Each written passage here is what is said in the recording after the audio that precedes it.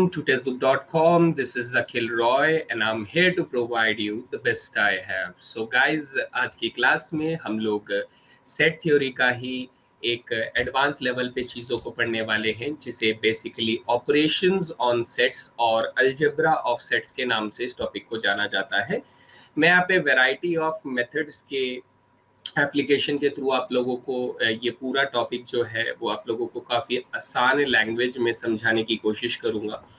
And चाहे वो Venn diagram का अप्रोच हो, चाहे वो एग्जाम्पल्स की मदद से समझना हो, मैं कई तरीकों से यहाँ पर आप लोगों को इसे समझाने की कोशिश करूँगा, क्योंकि जनरली बहुत सारे स्टूडेंट्स को इस टॉपिक में काफ़ी प्रॉब्लम फेस करना पड़ता है। उन्हें नहीं समझ में आता है कि सर इस तरह के प्रॉब्लम्स को कैसे सॉल्व किया जाए, क्या रहेगा। तो ये सारी चीज़ें आज के सेशन में हम लोग सीखेंगे। इनमें से बहुत सारी चीज़ें हो सकता है बेसिक्स आप लोगों को ऑलरेडी मालूम हो, लेकिन यकीन मानिए आपको बहुत कुछ बढ़िया सीखने को मिलेगा। तो डेफिनेटली इसको अच्छे से समझना है, अच्छे से डिटेल्ड एक्सप्लेनेशन मैं यहाँ पर आप लोगों को प्रोवाइड करूँगा। सो क्लास का टाइम हो जाता है तो फटाफट क्लास को ज्वाइन कर लेंगे और क्लास को ज्वाइन करने के बाद यहाँ पर कमेंट्स करना स्टार्ट कर देंगे। I am waiting for everybody, है ना guys. So very good morning to Manish, Hemant हमारे साथ हैं, चलिए बहुत बढ़िया। सो हमारे साथ जितने भी स्टूडेंट्स हैं वो यहाँ थोड़ा कमेंट्स वगैरह करना स्टार्ट कर देंगे, बहुत बढ़िया, वेरी गुड मॉर्निंग। चलिए तो स्टार्ट करते हैं, हम लोग डिस्कस करना शुरू करते हैं। इससे पहले हम लोगों ने सेट्स के इंट्रोडक्शन को देखा था, बेसिक्स को समझा था, टाइप्स ऑफ सेट्स के बारे में बात किया था। तो आज हम लोग थोड़ा इससे ऊपर के लेवल के कॉन्सेप्ट्स को हम लोग डिस्कस करेंगे and then we will be moving towards the advance questions. ठीक है, तो चलिए स्टार्ट करते हैं बेटा। आज के सेशन में हम लोग क्या क्या बात करने वाले हैं? आज के सेशन में हम लोग डिस्कस करने वाले हैं वेन डायग्राम के बारे में हम लोग बात करेंगे। हम लोग union, intersection, difference, complement and symmetric difference, ये सारे ऑपरेशंस के बारे में हम लोग बात करेंगे। हम लोग laws of algebra of sets के बारे में बात करेंगे और हम लोग कार्डिनल फार्मूला के बारे में बात करेंगे। तो ये सारी चीज़ें जो रहेंगी आज के क्लास के प्राइम टॉपिक्स रहेंगे, जो कि हम लोग काफ़ी डेप्थ में देखने वाले हैं, बहुत अच्छे से समझने वाले हैं। इनके ऊपर क्वेश्चंस और एग्जाम्पल सभी यहाँ पर हम लोग तैयार करेंगे।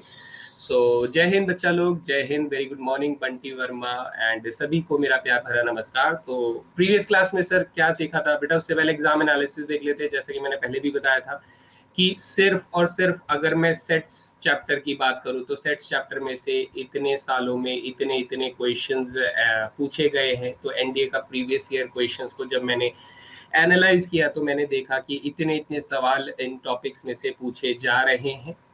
ठीक है, ये ऑब्वियसली मैंने प्रीवियस क्लास में भी शेयर किया था, अब ये कोई डिफरेंट तो है नहीं, सेम ही चीज़ है। सो नेक्स्ट हम लोग प्रीवियस क्लास में क्या पढ़े थे बेटा? प्रीवियस क्लास में हम लोगों ने सेट्स का मायने समझा था कि क्या होता है, what is the meaning of the sets, and as well as हम लोगों ने काफ़ी डिफरेंट टाइप्स ऑफ सेट्स के बारे में डिस्कशन किया था। एंड आई होप आप लोगों को सभी चीज़ें अच्छे से याद है, प्रैक्टिस कर लिया है, रिविजन कर लिया है। तो हम लोग इसी के साथ शुरू कर सकते हैं बच्चा लोग, है ना? चलिए। So yes, we are heading towards Sumit Goswami. Hello Sumit, and बच्चा अभी तो काफ़ी ठीक हूँ, I am feeling very good. अब धीरे धीरे रिकवर हो रहे हैं, तो बस आप सबकी दुआ है बच्चा, जल्दी ठीक हो जाएंगे पूरी तरीके से, एंड फिर उसके बाद पूरी एनर्जी के साथ वापस से क्लासेस को यहाँ पर स्टार्ट करेंगे। ठीक है, हेलो रेणु यादव, ओके। चलिए आगे बात करते हैं। तो हम लोग शुरुआत कहाँ से करेंगे सर? हम लोग शुरुआत करेंगे यूनियन ऑफ सेट्स में से, जिन्हें हम समुच्चयों का सम्मिलन कहा जाता है।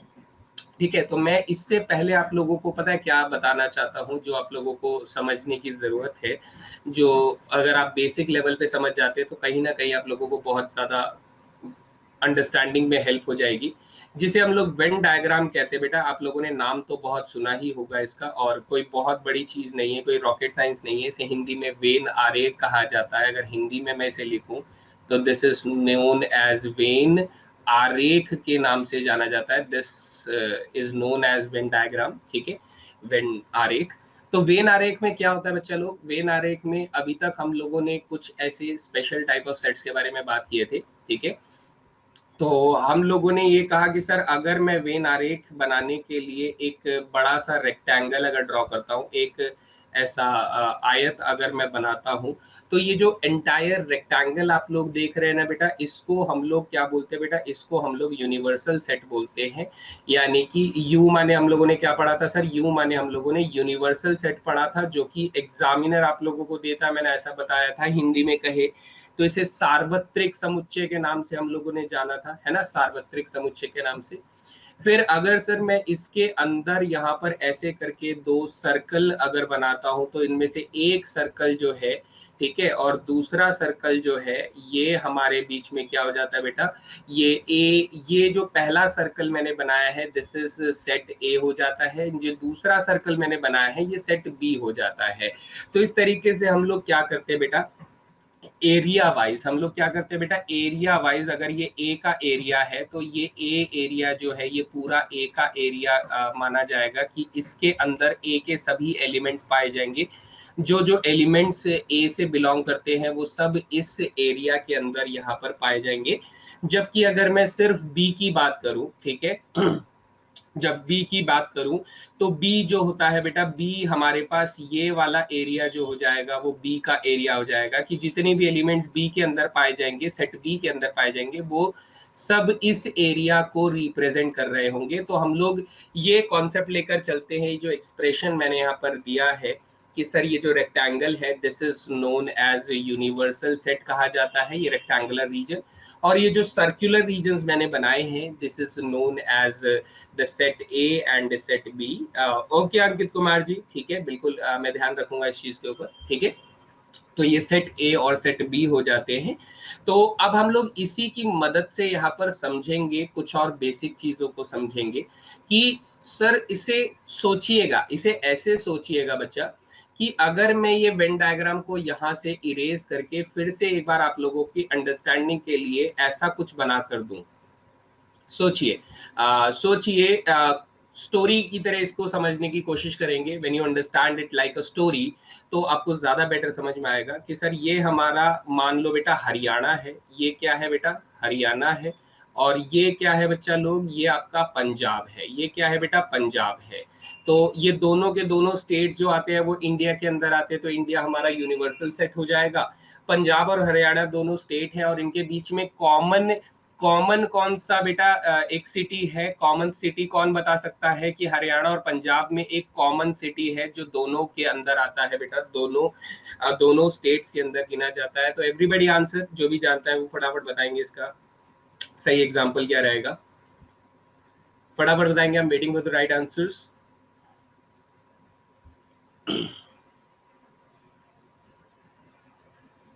हाँ शिवा पाटिल, थोड़ा डिफरेंट होता है, यूनिवर्सल को यू से डिनोट करते हैं जबकि हम यूनियन को भी बेटा, यस यस वेरी गुड बेटा, छत्तीसगढ़ नहीं बच्चा लोग, चंडीगढ़ है ना, छत्तीसगढ़ नहीं चंडीगढ़। तो ये जो रीजन होता है ये हमारा रीजन सर कैसे बोल सकते हैं, हम इसको बोल सकते हैं कि सर ये चंडीगढ़ का इलाका है ना, जो दोनों में कॉमन आ जाता है, दोनों का चंडीगढ़ का इलाका होता है। तो ऐसे ऐसे हम लोग कुछ स्पेसिफिकली रीजन्स की बात करते हैं कि सर ये वो एरिया है जो इनके बीच में कॉमन है। अगर मैं दोनों दोनों स्टेट्स को अगर एक जोड़ के मैं बोल दूं कि हाँ ये दोनों स्टेट्स को एक साथ अगर मैं जोड़ के बोल दूं तो ये दोनों स्टेट्स आपस में जुड़ जाएंगे तो बेटा ये एक बड़ा स्टेट बनाएगा, है ना। तो हम लोग वेन डायग्राम के साथ कुछ ऐसी ही चीजों के साथ यहाँ पर समझने वाले हैं, इनको अंडरस्टैंड करने वाले हैं, इनके कॉन्सेप्ट्स को डील करने वाले हैं, ताकि आप लोगों को जो सेट्स है वो एक पिक्टोरियल रिप्रेजेंटेशन यानी कि चित्र के रूप से भी आप लोगों को इसका मतलब समझ में आए। तो हम लोग काफी सारे एग्जांपल्स के हेल्प से ये सारी चीजें समझेंगे, लेकिन आपको बेटर अंडरस्टैंडिंग किससे मिलेगी बेटा, वेन डायग्राम से मिलेगी, जो मैं आप लोगों को बता रहा हूँ कि वेन डायग्राम अंडरस्टैंडिंग के लिए बहुत इंपॉर्टेंट है। सो इसे समझते हुए चलेंगे, कूल है गाइस, ठीक है। तो इसे कैसे समझेंगे सर, सबसे पहले हम लोग ऑपरेशंस ऑफ सेट्स में बात करेंगे, तो हम लोग यूनियन ऑफ सेट्स यानी समुच्चयों का सम्मिलन के बारे में बात करेंगे। तो मैथमेटिकली ये कहता है, मैथमेटिकली ये कहता है कि सर अगर कोई एलिमेंट एक्स जो है वो सेट ए में है, और क्या बेटा, या हिंदी में अगर हम इसे कहें, या फिर वो एलिमेंट जो है वो सेट बी में है, तो इसका मतलब ये होता है कि सर x जो है वो a यूनियन b में है। किसमें है बेटा, x जो है वो a यूनियन b में है, ये इसकी मैथमेटिकल डेफिनेशन होती है। तो बहुत सारे बच्चों को समझ में नहीं आता है कि सर इसकी मैथमेटिकल डेफिनेशन हमें तो क्लियर नहीं हुई, आप थोड़ा और अलग तरीके से बताने की कोशिश करें। तो बेटा देखो, ऐसा हो सकता है कि एक्स एलिमेंट यहाँ पर हो सकता है, एक्स एलिमेंट जो है, जिस भी एलिमेंट के बारे में बात कर रहा हूँ वो यहाँ पर इस वाले इलाके में हो सकता है। ऐसा हो सकता है कि एक्स यहाँ ना होकर बेटा एक्स यहाँ पर हो सकता है, ठीक है, यहाँ पर हो सकता है। यहाँ पर ना होकर बेटा हो सकता है एक्स जो है वो दोनों के कॉमन एरिया में हो, ऐसा हो सकता है। तो ये कह रहा है कि या तो सर एक्स जो हो वो ए में हो, या तो एक्स जो हो वो ए के इलाके में हो, या तो एक्स जो हो बी के इलाके में हो। अगर इन दोनों में से किसी भी जगह पर x है, अगर इन दोनों में से किसी भी एरिया के अंदर x आता है, तो x कहां पर होगा सर, a यूनियन b में होगा। तो डायग्रामेटिकली a यूनियन b जो होता है, ये पूरा का पूरा एरिया जो है दोनों दोनों राज्यों को एक साथ जोड़ देने पर जो बड़ा राज्य बनेगा बेटा, इसको हम लोग a यूनियन b कहते हैं। इन दोनों राज्यों को जब हम एक साथ लिख देते हैं तो ये दोनों के दोनों जो रीजन आपस में कंबाइन होने के बाद जो ये फिगर बन रही है बेटा, इसे हम लोग क्या बोलते हैं, ए यूनियन बी बोलते हैं, है ना। सभी को समझ में आ रही है बात, या फिर किसी को कोई सवाल है यहाँ तक? जैसे अगर मैं सिंपल लैंग्वेज में अगर आप लोगों से ये बात कहूं, तो सिंपल लैंग्वेज में मान लीजिए बेटा, एक सेट में आप लोगों को दे रहा हूं ए कॉमा बी कॉमा सी दे रहा हूं, एक बी सेट जो है वो मैं आप लोगों को दे देता हूँ बेटा a comma d comma e दे देता हूँ, ठीक है। These are two different sets. तो अगर आप यहाँ पर ए यूनियन बी बनाना चाहते हैं तो यू विल से दैट कि सर ये तीन एलिमेंट सेट ए के अंदर है, तो ये तीन एलिमेंट्स तो लिखे ही जाएंगे यूनियन के अंदर, and these three elements are set in d, but a is already been written, ये पहले ही लिखा जा चुका है, तो सिर्फ डी और ई को हम लोग एक साथ लिखेंगे। तो all these elements should come into a union b, ठीक है। संघ कह लीजिए बेटा, सम्मिलन कह लीजिए, दोनों का मतलब सेम रहता है, बहुत अलग अलग यहाँ पर वर्ड्स का इस्तेमाल होता है। मैंने एनसीईआरटी के लैंग्वेज का फॉलो किया बेटा, सुमित गोस्वामी, मैंने एनसीईआरटी के लैंग्वेज का फॉलो किया है। हालांकि एनसीईआरटी की हिंदी ही ज्यादा इंपॉर्टेंट रहती है, तो एनसीईआरटी में ये यूनियन का जो हिंदी मायने था वो सम्मिलन लिखा गया था, तो इसीलिए मैंने सम्मिलन शब्द का इस्तेमाल किया है। So everybody clear guys? किसी को कोई भी सवाल है यहाँ तक तो पूछ सकते हैं। Any questions?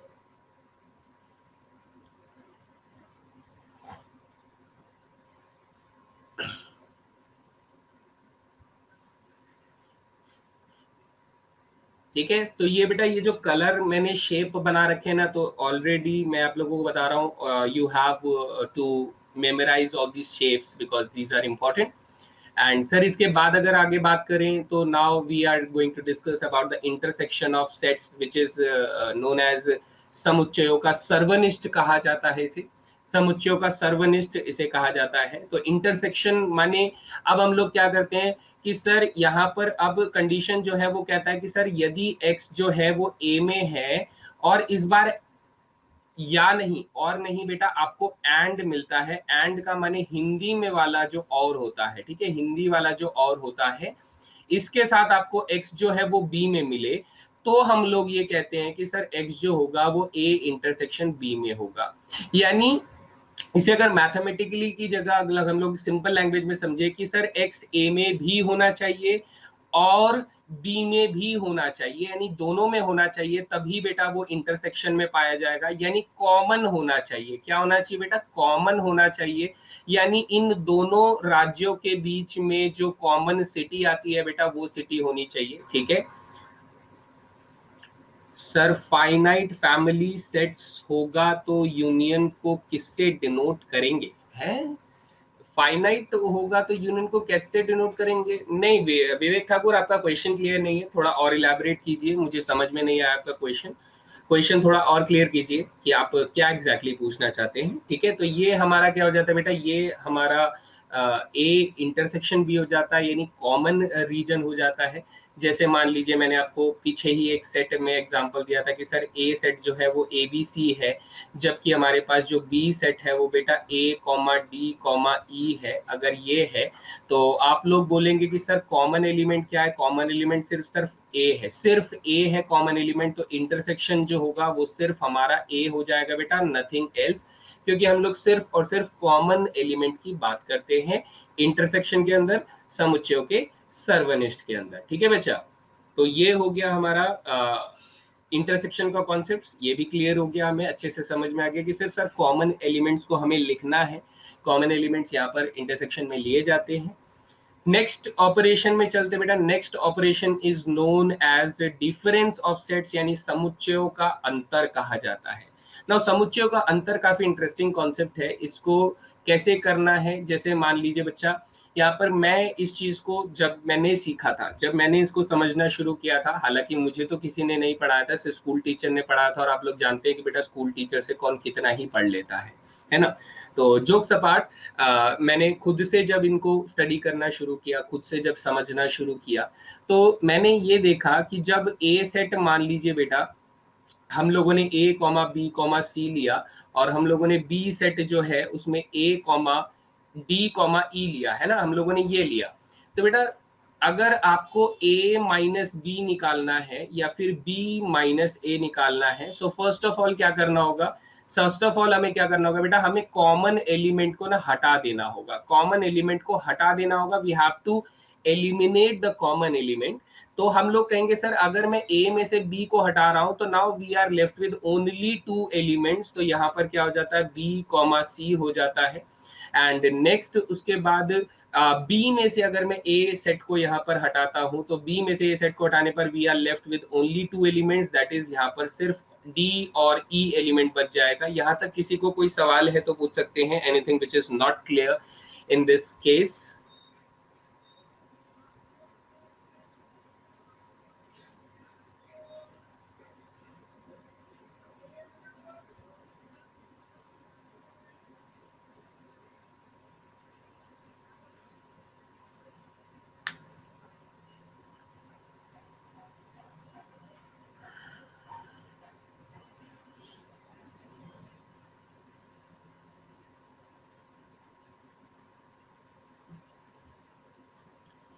बिनॉय आपको मैं फिर बता रहा हूं बेटा, ए सेट में से आपको बी का एरिया हटा देना है। अब आप इसे ऐसे समझ सकते हैं, ऐसे समझ सकते हैं कि मान लीजिए बेटा ए माइनस बी क्यों हुआ बेटा, क्यों नहीं होता है, क्या हुआ मतलब, ध्यान से देखिए, चलिए इसे ऐसे समझिए है ना, इसे दूसरे भाषा में समझिए, या बिनॉय थोड़ा काल्पनिक भाषा में समझने की कोशिश करेंगे तो शायद उनको बेटर समझ में आएगा। तो बेटा ये है आपका पंजाब, ये कौन है बेटा, पंजाब, ठीक है, ये पंजाब है। और ये कौन है बेटा, ये हरियाणा है, ठीक है, ये कौन सी जगह है, ये हरियाणा है। अब हरियाणा और पंजाब के बीच में हो जाती है लड़ाई, तो बोलता है भाई तू अपने राज्य अपने अलग कर ले, और हरियाणा पंजाब, पंजाब हरियाणा को बोलेगा तू अपने शहर अलग कर ले। तो अब बीच में बेचारा चंडीगढ़ फंस गया, ठीक है, बीच में बेचारा चंडीगढ़ फंस गया, जो कि आपका पंजाब में भी आता है तो हरियाणा में भी आता है। तो हम लोग ये कहते हैं कि सर मुझे सिर्फ और सिर्फ ओनली पंजाब का चाहिए बेटा, ओनली पंजाब चाहिए। तो ओनली पंजाब का मतलब क्या हो जाएगा सर, पंजाब में से जब मैं हरियाणा के स्टेट्स को, सिटीज को हटा दूंगा, जब मुझे केवल पंजाब चाहिए, ओनली पंजाब का मतलब यानी सर पंजाब में से मैं हरियाणा की सिटीज को हटा दूंगा, लेकिन हरियाणा की यहाँ पर जो सिटीज होगी, मान लो बेटा यहाँ पर एक सिटी होगी, यहाँ पर एक सिटी होगी, यहाँ एक सिटी होगी, यहाँ एक सिटी होगी, यहाँ एक सिटी होगी, यहाँ एक सिटी होगी, ये सिटीज पंजाब की तो नहीं थी, तो मुझे इनसे कोई फर्क भी नहीं पड़ता, मुझे इनसे कोई फर्क भी नहीं पड़ता। फर्क किससे पड़ता है बेटा, जो कॉमन था दोनों के बीच में, जो हरियाणा और पंजाब दोनों का कॉमन था, तो हमें वो हटाना पड़ेगा, तभी मुझे सिर्फ और सिर्फ पंजाब की सिटीज मिलेंगी, ना कि उसमें हरियाणा का कुछ हिस्सा होगा। क्या ये बात अभी समझ में आई है बेटा, किसी को कोई और सवाल है तो पूछ सकते हैं। कि पंजाब माइनस हरियाणा अगर मैं कर रहा हूं, इसका मतलब ये हुआ कि मुझे सिर्फ और सिर्फ पंजाब की बात करनी है, मुझे हरियाणा की बात नहीं करनी है। उसमें अगर हरियाणा का कुछ कॉमन आ भी रहा है तो बेटा हम लोग दैट कॉन्सेप्ट हम लोग नहीं लेते हैं।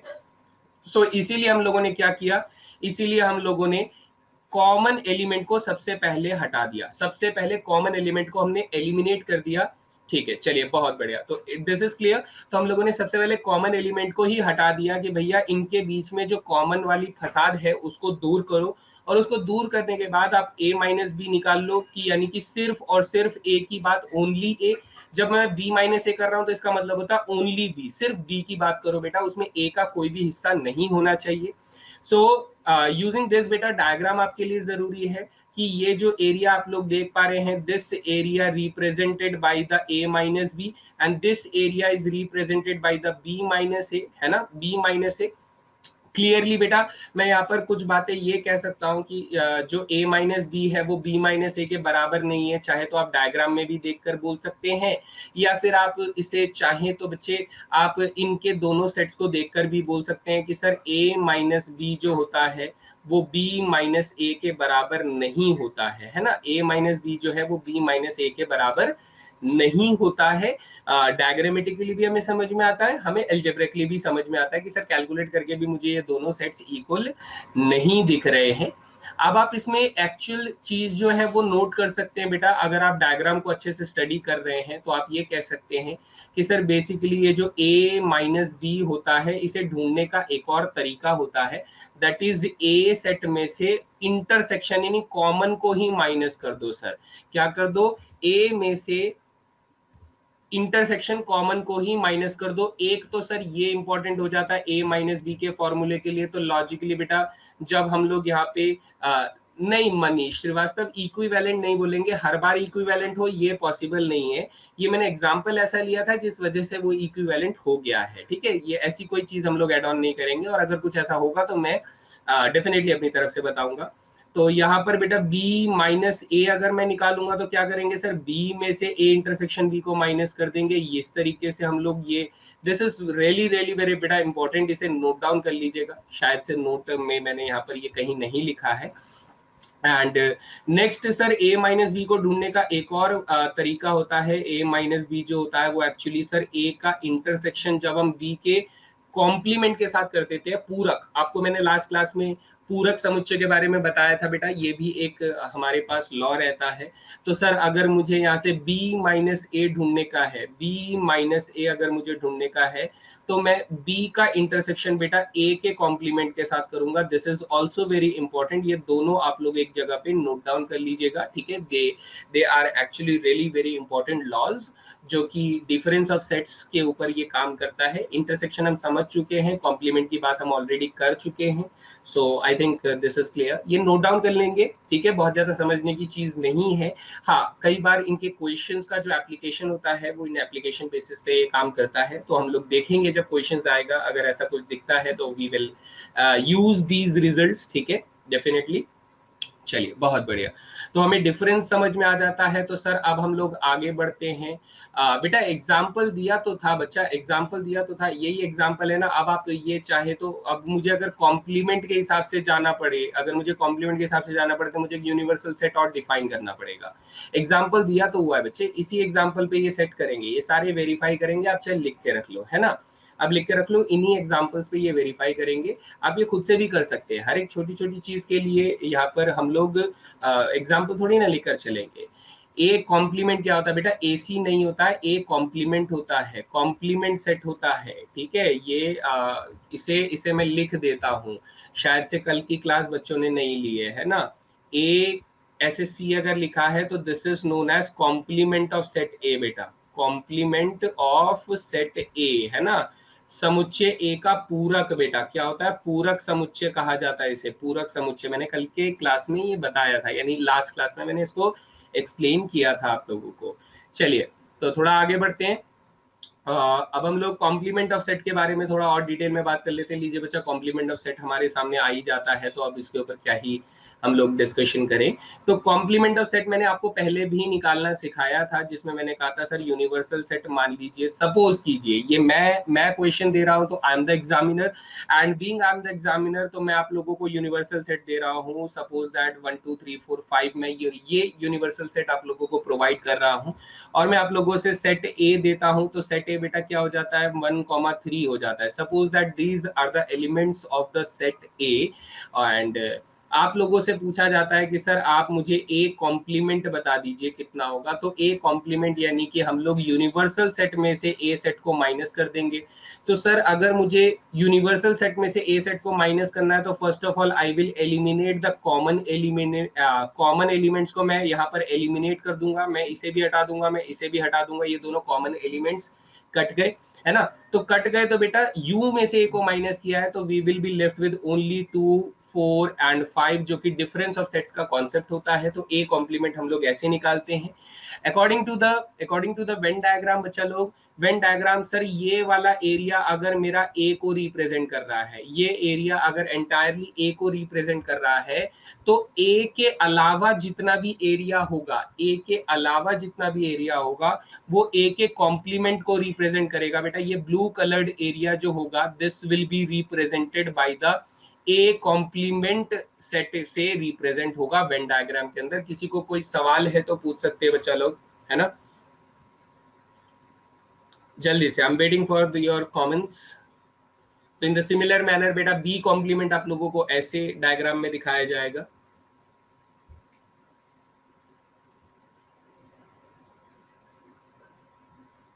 यस शुभम द्विवेदी, ये बात बिल्कुल सही बोली गई है कि ए कॉम्प्लीमेंट को नॉट ए भी कहा जाता है। क्या कहा जाता है बेटा? नॉट ए भी कहा जाता है, ठीक है, नॉट ए भी कहा जाता है। So this is clear, very good guys, very good. चलिए, तो सर यहां तक हमें समझ में आ जाता है। तो अब हम चल रहे हैं मोर इम्पॉर्टेंट ऑपरेशन। ये थोड़ा एनडीए का फेवरेट है बेटा, एनडीए का फेवरेट है, ठीक है, एनडीए का फेवरेट है, यानी एनडीए यहाँ से सवाल जनरली पूछता ही पूछता है, क्योंकि बच्चे जो हैं इस ऑपरेशन के बारे में कभी स्कूल में नहीं पढ़े होते हैं, और स्कूल में नहीं पढ़े होते तो डेफिनेटली वो ये चीज़ एनडीए में वो छोड़ जाते हैं। तो जो प्रॉपरली ट्रेनिंग वगैरह लेते हैं, यानी जैसे आप लोग ले रहे हैं यहाँ पे प्रॉपर ट्रेनिंग ले रहे हैं, तो उन्हें पता चलता है कि ये सिमेट्रिक डिफरेंस जैसा भी एक ऑपरेशन होता है। तो ये चीज़ हम लोग समझ लेते हैं। Now what is symmetric difference? इसे कहा जाता है बेटा समुच्चयों का सममित अंतर होता है। सममित अंतर यानी कि सर इसे कई तरीकों से लिखा जाता है। पहला तरीका ये होता है कि सर इसमें ए डेल्टा भी आप लोग लिख सकते हैं। आप इसे क्या लिख सकते हैं सर, ए के ऊपर ऐसे प्लस साइन बनाकर ऐसे करके भी लिख सकते हैं। दोनों तरीकों से लिखा जाता है, लेकिन इन जनरल बेटा मैं ये ऊपर वाला सिंबल यूज करूंगा, मैं नीचे वाला यूज नहीं करूंगा, क्योंकि बनाना आसान है मेरे लिए, ठीक है। इसे लिखना और बनाना आसान है, वो गोला बना के प्लस बनाने में थोड़ा एक्स्ट्रा टाइम जाता है, तो मैं वो भी बर्दाश्त नहीं करता।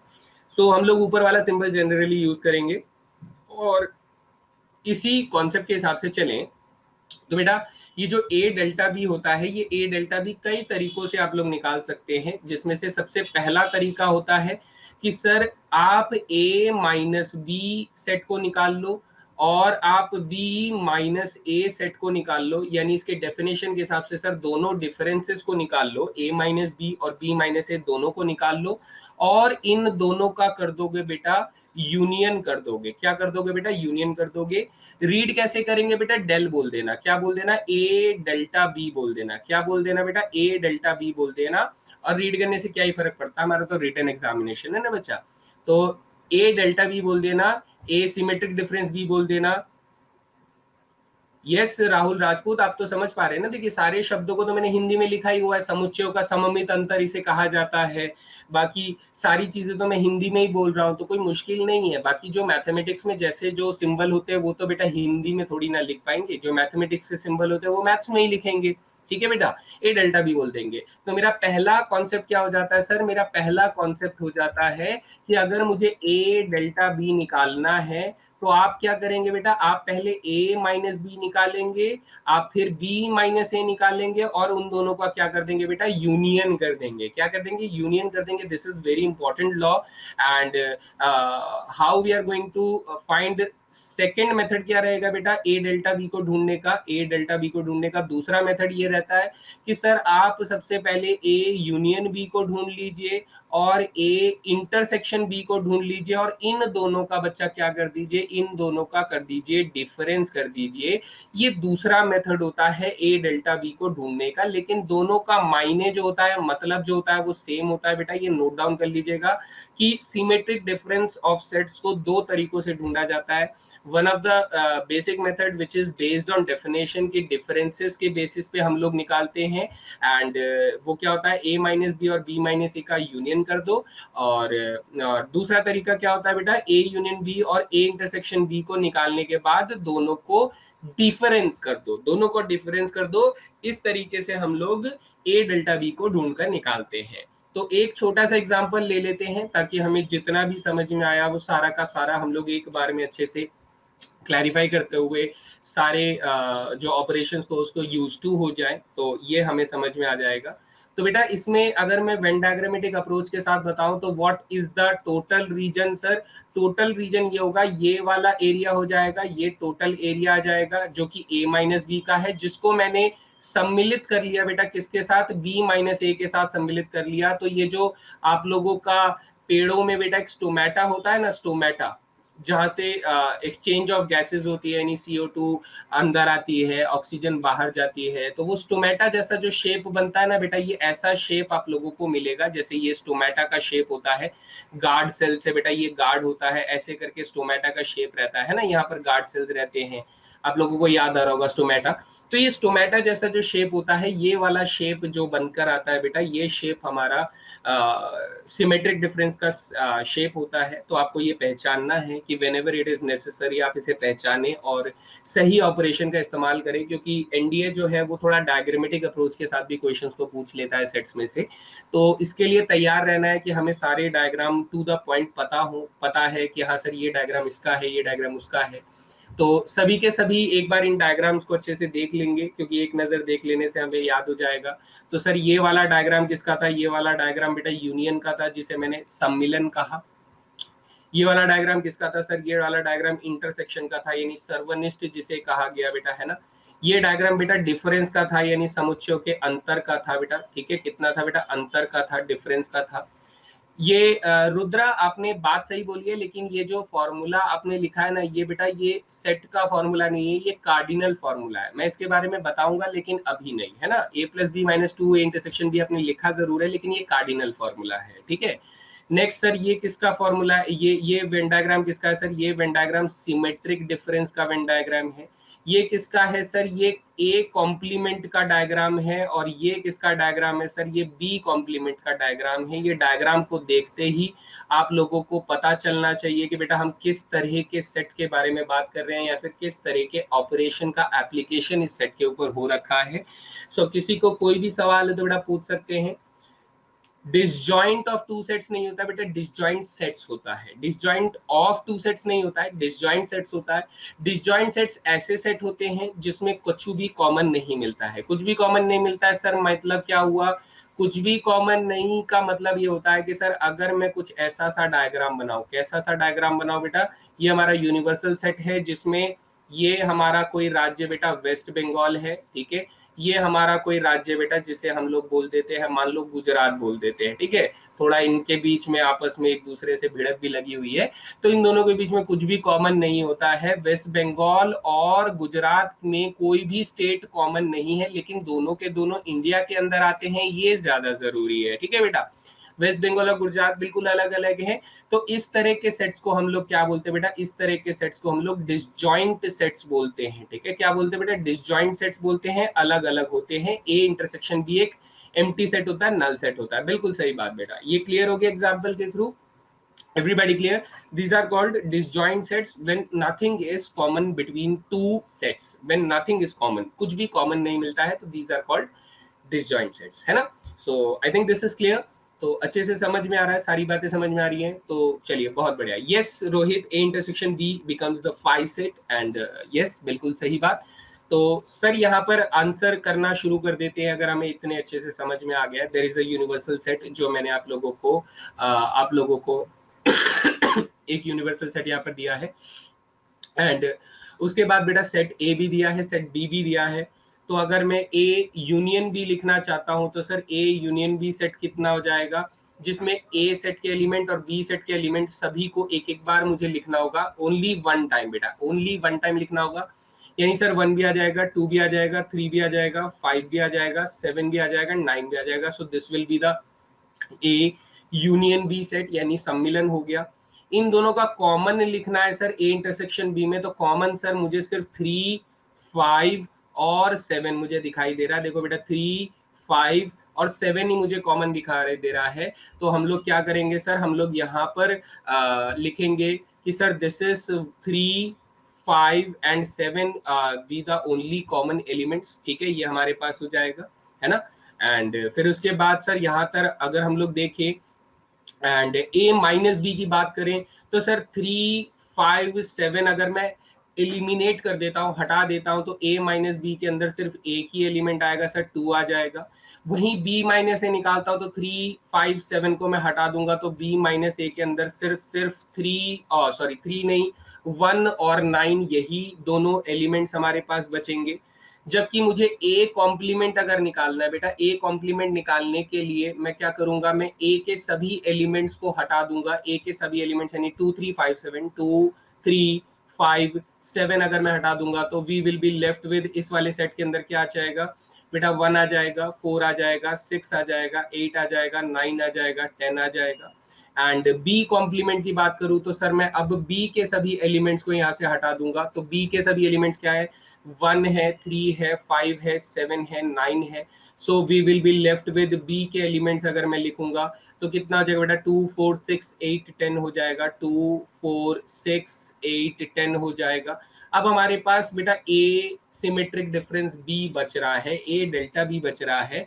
तो मुझे क्या करना है, मुझे इसके लिए a माइनस बी सेट को और b माइनस ए सेट को यूनियन करके लिखना है, यानी मुझे ये वाला सेट और ये वाला सेट यूनियन करके लिखना है। तो इसका आंसर कितना होना चाहिए सर, इसमें 1 भी आ जाएगा, 2 भी आ जाएगा, 4 भी आ जाएगा, 6 भी आ जाएगा, 8 आ जाएगा, 9 आ जाएगा, 10 आ जाएगा। All these elements will be in the set symmetric difference of two sets. बताइए यहां तक किसी को कोई भी सवाल है तो पूछ सकते हैं बेटा, फटाफट बताएंगे।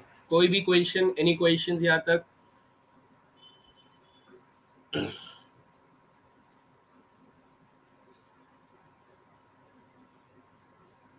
अच्छा मैंने कुछ गलत लिख दिया क्या? ओ सॉरी सॉरी सॉरी, मैंने काफी कुछ गलत लिख दिया बेटा, मैंने थोड़ा गलत रास्ते में चला गया। यस बच्चे, ये दोनों सेट्स मैंने गलत पिक कर लिए हैं, ये दोनों सेट्स मैंने गलत पिक कर लिए हैं, ये दोनों सेट्स नहीं आने थे, मैं थोड़ा सा गलत चला गया, I am sorry for that. मुझे ए डेल्टा बी निकालने के लिए ए माइनस बी और बी माइनस ए का यूनियन करना था, है ना, ए माइनस बी और बी माइनस ए का यूनियन करना था। यानी सर इसके आंसर में क्या क्या आना चाहिए, इसके आंसर में ये वाला सेट और ये वाले सेट के सभी एलिमेंट्स लिखने थे। तो 2, 1, 9 मुझे लिखना था यहाँ पर, तो ये मैंने गलती से कर दिया। ठीक है बेटा, ये गलती से मेरा ध्यान किसी और सेट के ऊपर चला गया, तो हमारा जो सेट होना चाहिए वो 2, 1, 9 होना चाहिए। वेरी गुड बेटा, very good very good very good. चलिए बहुत बढ़िया। हो जाता है बेटा कभी कभी, हमारा भी ध्यान इधर उधर चला जाता है। ठीक है, सभी को समझ में आ गया? Everybody clear guys? ये सारे ऑपरेशंस को यूज करना सभी को आ गया है?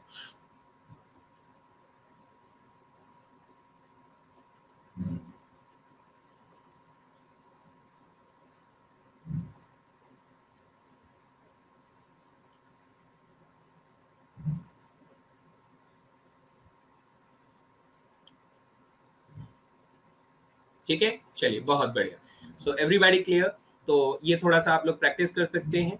तो इसके बाद बेटा ये एक छोटा सा क्वेश्चन आप लोगों की स्क्रीन पर मैं दे रहा हूँ, 30 सेकेंड्स का टाइम मैं यहाँ पर दे रहा हूँ, फटाफट बता सकते हैं 30 सेकेंड्स। चलिए पहला क्वेश्चन है तो मैं 45 सेकेंड्स दे रहा हूँ, take your time and try to solve this problem. फटाफट बताएंगे इसका सही जवाब।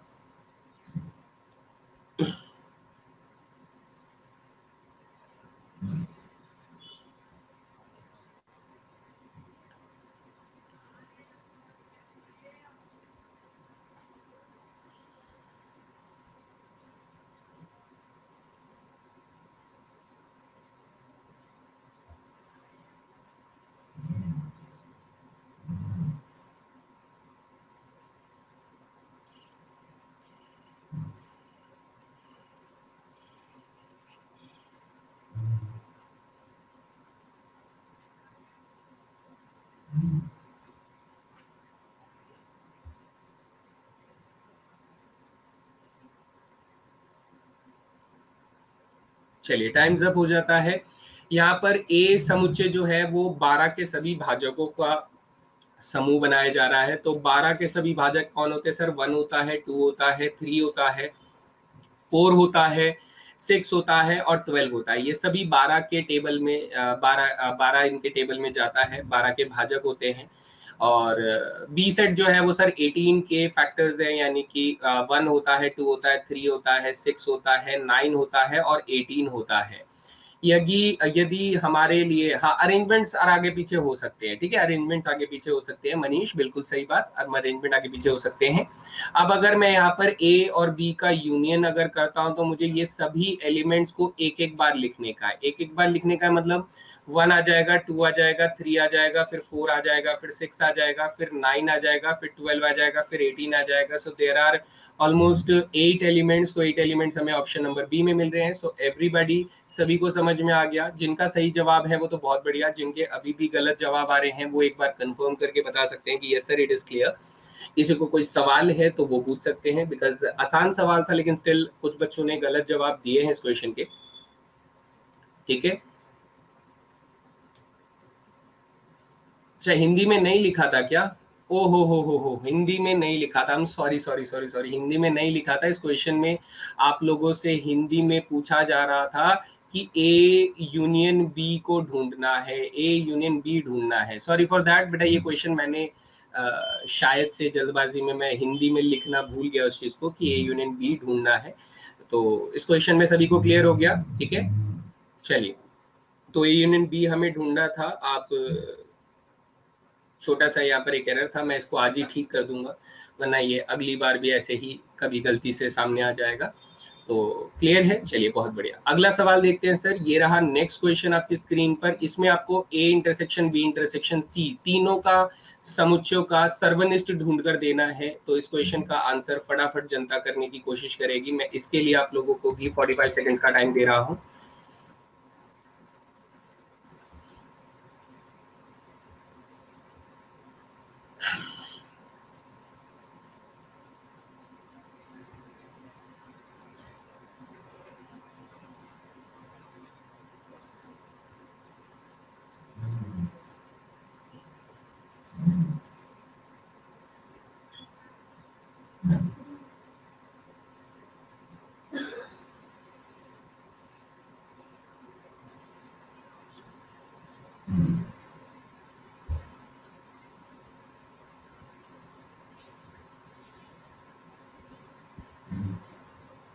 चलिए सॉल्व करें, साथ साथ सॉल्व करते हैं।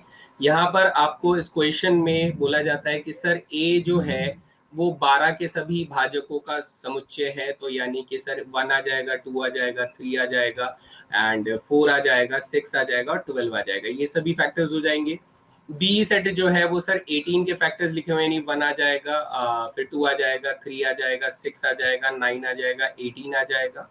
और सी सेट जो है वो 21 के सभी फैक्टर्स है, यानी 1 आ जाएगा, 3 आ जाएगा, 7 आ जाएगा, 21 आ जाएगा। तो बेटा याद रखने वाली चीज ये है कि सर मुझे तीनों में कॉमन चाहिए, तीनों में कॉमन चाहिए, किसी दो में कॉमन नहीं चलेगा, तीनों में कॉमन चाहिए। तो तीनों में कॉमन चाहिए तो सर तीनों में कॉमन, एक तो ये तीनों में कॉमन है और एक सर ये देखो तीनों में कॉमन है। तो हमारे पास अगर मैं A intersection B intersection C ढूंढना चाहता हूं तो तीनों में कॉमन यानी सर 1 आएगा और 3 आएगा। So right answer should be option number C होना चाहिए। Everybody clear guys? किसी को कोई सवाल है तो पूछ सकते हैं। कुछ बच्चों ने गलत जवाब दिए हैं, मैं उम्मीद करता हूँ बेटा वो समझ गए हैं, कोई परेशानी नहीं होना चाहिए क्योंकि ये इजी क्वेश्चंस हैं। आगे आने वाले क्वेश्चन जो होंगे वो थोड़े से डिफिकल्ट होंगे। अगर आप ये क्वेश्चन अभी ठीक से नहीं कर पा रहे हैं तो कहीं ना कहीं आगे आने वाले क्वेश्चंस में आप लोगों को दिक्कत हो सकती है बच्चा, ठीक है। सभी को समझ में आ गया है ना? तो अंडरस्टैंड द क्वेश्चन प्रॉपरली, देखें कि वो क्वेश्चन क्या पूछ रहा है आपसे, क्या चीज आपसे एग्जैक्टली पूछी जा रही है। जब तक आप क्वेश्चन को ढंग से नहीं समझेंगे तब तक आप आंसर कहाँ से बेटा सही निकाल पाएंगे। सो गुड, चलिए बहुत बढ़िया, आगे बढ़ते हैं सर। नेक्स्ट क्वेश्चन आपसे ये सिंपल क्वेश्चन है। अगेन ए माइनस बी और बी माइनस ए दोनों आपसे पूछे जा रहे हैं कि ए माइनस बी और बी माइनस ए कितना होगा। तो इट्स जस्ट फॉर प्रैक्टिस में ये क्वेश्चन लेकर आया था ताकि आप लोगों को एक बार अच्छे से समझ में आ जाए कि सर हमें क्या डील करना है। तो again 45 seconds is given to you.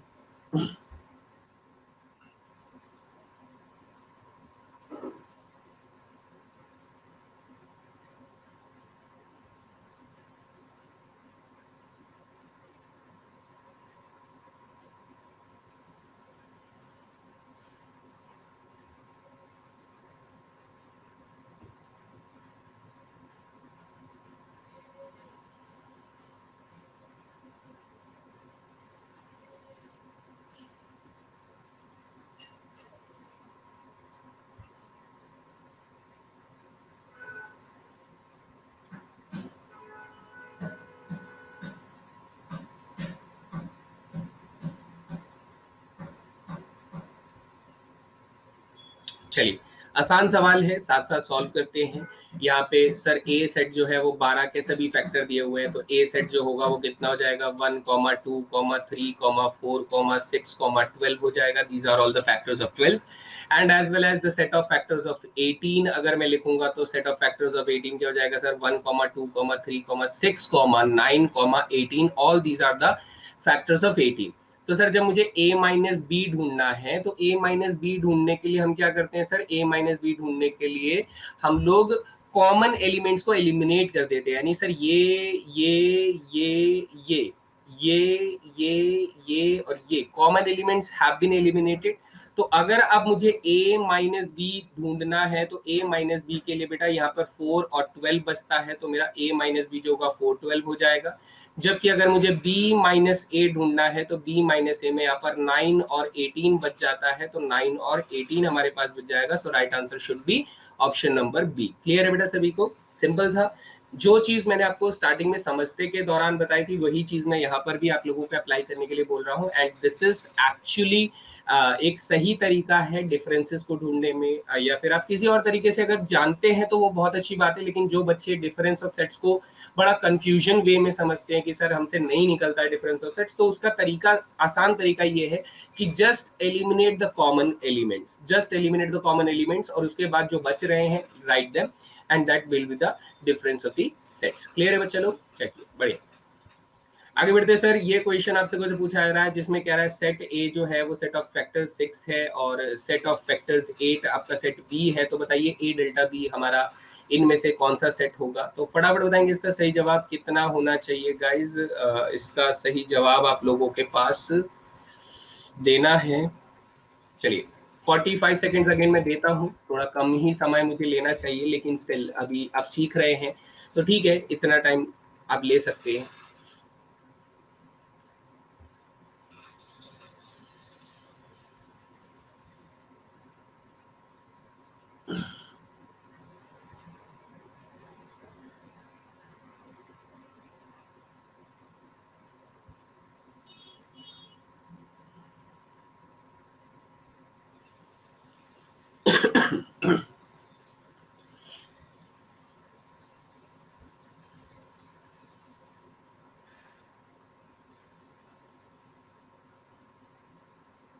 चलिए साथ साथ सर सॉल्व करना शुरू करते हैं तो टाइम पे हो भी जाएगा। भाई ए सेट जो है वो फैक्टर्स ऑफ 6 है, यानी ए सेट में अगर मैं एलिमेंट्स लिखूंगा तो 1 आएगा, 2 आएगा, 3 आएगा और 6 आएगा, है ना। और बी सेट के अंदर कितने हैं, फैक्टर्स ऑफ 8 है। तो सर बी सेट के अंदर फैक्टर्स ऑफ 8 यानी 1 आएगा, 2 आएगा, 4 आएगा और 8 आएगा। तो क्लियरली बेटा, क्लियरली मैं अगर a माइनस बी सेट को पहले क्रिएट करता हूं तो 1 और 2 विल बी गेट एलिमिनेटेड। तो आपके पास a माइनस बी में 3, 6 बचेगा। और अगर आप b माइनस ए ढूंढते हैं तो b माइनस ए में बेटा 4 और 8 बचेगा। सो अगर आप इससे इससे अगर आप लोग a डेल्टा बी ढूंढना चाहते हैं, if you want to find the value of a delta B, तो आप लोगों को ये सेट और ये सेट का यूनियन कर देना है। तो आंसर कितना हो जाएगा सर, 3, 4, 6, 8 हो जाएगा। So right answer is option number A. Clear है बच्चा लोग? ठीक है, वही सेम एग्जाम्पल, वही सेम थ्योरी, वही सेम तरीका और हमें क्वेश्चन क्रैक हो जाता है। लेकिन अभी भी बहुत सारे बच्चे गलत जवाब दे रहे हैं, मुझे इस बात का ज्यादा दुख है कि हाँ कुछ बच्चे आंसर कर रहे हैं, ये अच्छी बात है, लेकिन कुछ बच्चे अभी भी आंसर नहीं कर पा रहे हैं, मुझे इस बात का दुख है। आई डोंट नो कि वो क्यों नहीं कर पा रहे हैं। मैं बहुत आराम से, बहुत सिंपल तरीके से मैं समझाने की कोशिश कर रहा हूँ ताकि कोई भी बच्चा जो है वो इससे वो ना रह जाए कि हाँ सर हमें नहीं समझ में आया, मुझसे नहीं हो रहा है वाली चीज। अगर बेटा कोई ऐसी प्रॉब्लम है तो प्लीज शेयर करें, क्योंकि आपको बेटा आप सभी को एनडीए निकालना है। मैं किसी एक बच्चे के लिए यहाँ पर नहीं पढ़ा रहा हूँ, मैं आप सभी बच्चों के लिए मैं यहाँ पर इतने अच्छे से एक्सप्लेन कर रहा हूँ ताकि आप सभी बच्चे उतने ही कॉन्फिडेंस के साथ बैठे जितने कॉन्फिडेंस से कोई एक बच्चा आप में से बैठ रहा होगा, है ना। तो क्लियर है तो बेटा एक बार बता दो, और अगर कोई डाउट है तो आप बोल सकते हैं। चलिए, तो ये हम लोगों ने ऑपरेशंस ऑफ सेट्स का पूरा एक्सप्लेनेशन देख लिया कि सर ऐसे ऐसे हम लोग एग्जांपल भी करके देख लिए। हम लोगों ने इसको डिटेल्ड एक्सप्लेन डायग्राम के थ्रू भी देख लिया, एग्जांपल्स के थ्रू भी देख लिया। तो काफी तरीकों से हम लोगों ने देख लिया। तो बेटा अब प्रैक्टिस करिएगा, क्योंकि अगर अब नहीं हो रहा है तो बहुत मुश्किल वाला काम है, आपको प्रैक्टिस की जरूरत है। रियली मैथमेटिक्स सिर्फ और सिर्फ प्रैक्टिस चाहती है बच्चा, ठीक है। चलिए आगे बढ़ते हैं। अब सर ये कुछ laws of algebra of sets हैं। इन्हें क्लास 12th में बेटा प्रूव कराया जाता है। क्या कराया जाता है बेटा? क्लास 12th में प्रूव कराया जाता है, लेकिन आपको इनमें से कोई भी प्रूव करने की जरूरत नहीं है। Better you learn these laws of algebra of sets. मैं इनको याद करने में आपकी थोड़ी बहुत मदद कर सकता हूँ, थोड़ी बहुत मदद याद करने में कर सकता हूँ कि आपको कैसे याद करना है। बेटा डिस्ट्रीब्यूटिव लॉज को हम लोग क्या कहते हैं बेटा? डिस्ट्रीब्यूटिव लॉज को हम लोग कहते हैं वितरण का नियम। किसका बेटा? वितरण का नियम कहते हैं। वितरण का नियम इसे कहा जाता है। ठीक है बेटा, वितरण का नियम कहा जाता है। तो इसमें होता क्या है सर, वो थोड़ा सा एक्सप्लेन कर देते हैं। मैं आपको बड़े सिंपल तरीके से इसको एक्सप्लेन करने की कोशिश करता हूँ।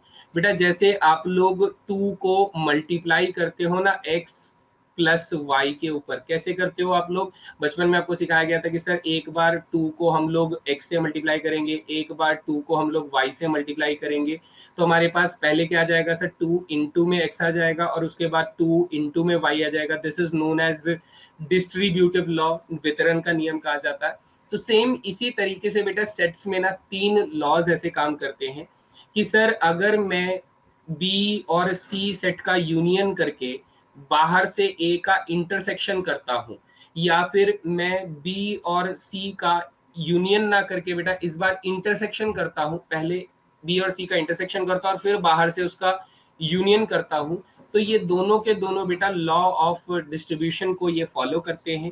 तो ये कहता है सर पहले ए जो होगा वो बी के पास जाएगा, तो वो क्या बन जाएगा बेटा? ए यूनियन बी बन जाएगा। क्या बन जाएगा? ए यूनियन बी बन जाएगा। सेम फिर सर ये ए जो है वो सी के पास जाएगा, तो सर ये ए यूनियन सी बन जाएगा।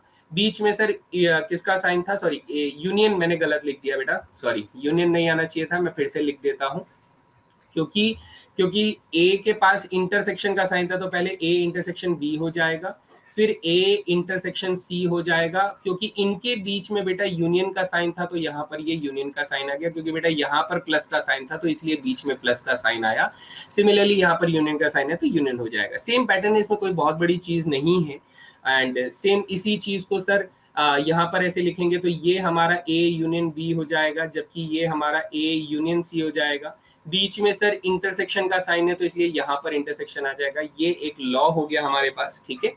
और थर्ड लॉ जो है बेटा वो डिफरेंस के ऊपर काम करता है, इस तरीके से काम करता है। सेम है, लिखने का कोई सेंस नहीं बनता है। आप इन 3 नियमों को दिमाग में रख सकते हैं।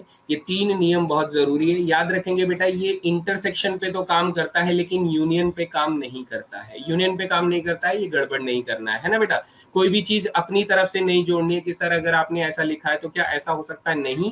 ये सभी चीजें बेटा मैंने आप लोगों के प्रॉपर एनसीईआरटी हो, आर डी शर्मा हो, या फिर ऐसे आर एस अग्रवाल जैसी किताबें हो, यहाँ से इन नोट्स को मैंने आप लोगों के लिए बनाया है।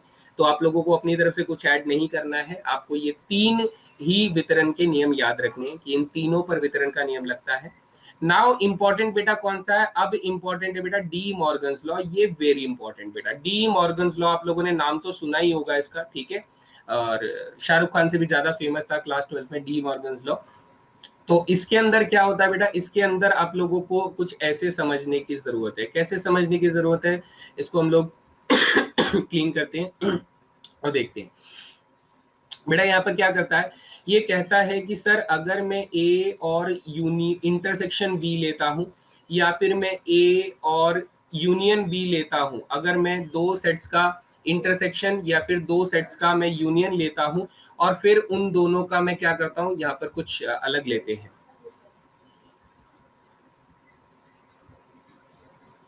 एसोसिएटिव लॉ में यूनियन को यूनियन से मल्टीपल, बेटा सेट्स में मल्टीपल नहीं होता, सेट्स में मल्टीपल नहीं होता। सबसे पहले तो अपनी लैंग्वेज, मैथमेटिकल लैंग्वेज को सही करें। सेट्स में मल्टीपल नहीं होता, कार्टेशियन प्रोडक्ट होता है, और कार्टेशियन प्रोडक्ट को बाद में बात करेंगे। एग्जाम में डी मॉर्गन्स के डायग्राम एग्जाम में आते हैं? नहीं बेटा, डायग्राम नहीं आते, डी मॉर्गन्स के रिजल्ट आते हैं। तो रिजल्ट पे फोकस करिए बेटा। रिजल्ट में ये हो रहा है कि इंटरसेक्शन, ये इंटरसेक्शन बी जो है, अगर मैंने इसके ऊपर कॉम्प्लीमेंट लगाया, समुच्चय का पूरक लगाया, या फिर ए यूनियन बी का मैंने यहाँ पर पूरक लगाया, तो बेटा ये पूरक ना दोनों को मिलेगा। कैसे मिलेगा सर? ये ए का पूरक भी हो जाएगा, ये बी का पूरक भी हो जाएगा। यहाँ पर भी सर यही होगा कि ए का पूरक हो जाएगा और बी का पूरक हो जाएगा, लेकिन एक चेंज आएगा। ये चेंज क्या आएगा कि सर ये जो इंटरसेक्शन है ना, ये इंटरसेक्शन यूनियन में बदल जाएगा, और ये जो यूनियन है बेटा ये इंटरसेक्शन में बदल जाएगा। ये हमारे लिए बहुत इंपॉर्टेंट रिजल्ट होता है बेटा डी मॉर्गन्स लॉ के हिसाब से। और ये दोनों से ऊपर सबसे ज्यादा सवाल देखे जाते हैं बेटा, प्रोबेबिलिटी में कहें तो सबसे ज्यादा सवाल इसके ऊपर बनते हैं, और सेट्स के अंदर भी कहें तो बेटा सेट्स के अंदर वर्ड प्रॉब्लम्स के अंदर ये क्वेश्चंस बहुत ज्यादा क्वांटिटी में बनते हैं, तो इनको हमें समझना है, अच्छे से समझना है। तो ये दोनों लॉज उतने इंपॉर्टेंट नहीं है, लेकिन हाँ आप लोग अगर नोट्स बनाना चाहते हो तो बेटा नोट्स बना लीजिए। ये 3 सेट्स के ऊपर डी मॉर्गन्स लॉ लगता है, लेकिन बहुत कम क्वेश्चंस इसके पूछे जाते हैं, तो ये दोनों मेरे हिसाब से बहुत ज्यादा इंपॉर्टेंट नहीं है, लेकिन ये दोनों जो है ये वेरी इंपॉर्टेंट है, जैसा कि मैंने आपको मार्क कर दिया। ये दोनों बहुत ज्यादा इंपॉर्टेंट नहीं है, बस नोट्स अगर आप लोग बना रहे हैं तो बेटा इसे भी लिख लीजिएगा, ये नीचे के दोनों। बहुत ज्यादा क्वेश्चन मैंने कभी इसके ऊपर फ्रीक्वेंटली नहीं देखे हैं, और जनरली पूछा भी नहीं जाता है। तो थोड़ा बहुत हम लोग इसे इग्नोर करके चल सकते हैं, ठीक है, इसे इग्नोर करके चल सकते हैं। बस आप लोग लिख लीजिएगा, जहां पर भी आप लोग नोट्स वगैरह बना रहे हैं वहां पे नोट डाउन कर लीजिएगा डी मॉर्गन्स लॉ के लिए ये दो फॉर्मूले। और लेकिन ऊपर के दो फॉर्मूले जो हैं वो they are actually really really really important. चलिए आगे बात करते हैं सर। आगे अगर यहाँ से चलते हैं तो हमारे पास सम मोर इम्पोर्टेंट लॉज हैं, ये भी हम लोगों ने थोड़ा थोड़ा करके देख लेना है बेटा। ये सारी चीजें हमें एक एक बार नोट डाउन करते हुए चलना है, ठीक है। तो ये हमसे क्या कह रहा है, हाँ सब कुछ पीडीएफ नोट्स में अवेलेबल रहेगा बेटा, ठीक है, सब कुछ पीडीएफ नोट्स में अवेलेबल रहेगा। तो हमने ये कहा कि a माइनस बी जो है वो मैंने पहले भी आपको लिखवाया था कि sir a intersection b complement होता है, ये मैंने पहले ही लिखवा दिया था डिफरेंस ऑफ सेट्स में, तो ये दोनों हमारा समझ में आ जाता है। फिर ये कहता है कि सर यदि a माइनस बी जो है वो a के बराबर है, या फिर b माइनस ए जो है वो b के बराबर है, अगर ऐसा है यानी डिफरेंस जो है वो वापस से वही सेट बन जाता है, तो इन दोनों का मतलब ये होता है कि सर इन दोनों के इंटरसेक्शन में कुछ था ही नहीं, इसीलिए कुछ अलग से हटा भी नहीं, ठीक है। तो ये हमारा हो जाता है। नेक्स्ट ये कहता है कि सर यदि हम लोग a माइनस बी को बेटा यूनियन बी करते हैं, a माइनस बी को अगर यूनियन बी करते हैं तो वो वापस से a यूनियन बी बन जाता है। वेन डायग्राम की मदद से आप इसे बड़े ही प्यार से प्रूफ कर सकते हैं बेटा। कैसे, मैं दिखा देता हूँ आपको। तो ये लिखा हम लोगों ने, एक छोटा सा वेन डायग्राम बना लिया बेटा, ये हमारा a सेट, ये हमारा b सेट। तो आप कहेंगे सर a माइनस बी कौन सी जगह होती है, सर a माइनस बी ये वाली जगह होती है। कौन सी जगह होती है, a माइनस बी ये वाली जगह होती है। सर बी कौन सी जगह होती है, बी सर ये वाली जगह होती है। अगर मैंने इन दोनों का यूनियन कर दिया तो ये पूरा का पूरा सेट क्या बन गया बेटा, ये पूरा का पूरा सेट ए यूनियन बी नहीं बन गया। कब बना सर, जब हम लोगों ने ए माइनस बी सेट का यूनियन कर दिया किसके साथ बेटा, बी के साथ, तो ये कौन बन गया, ए यूनियन बी बन गया। ये हमारे पास अगली प्रॉपर्टी हो जाती है जो कि इंपॉर्टेंट लॉ है। हम लोग देख सकते हैं कई बार इसका इस्तेमाल हो जाता है, बहुत ज्यादा नहीं लेकिन हाँ हो जाता है।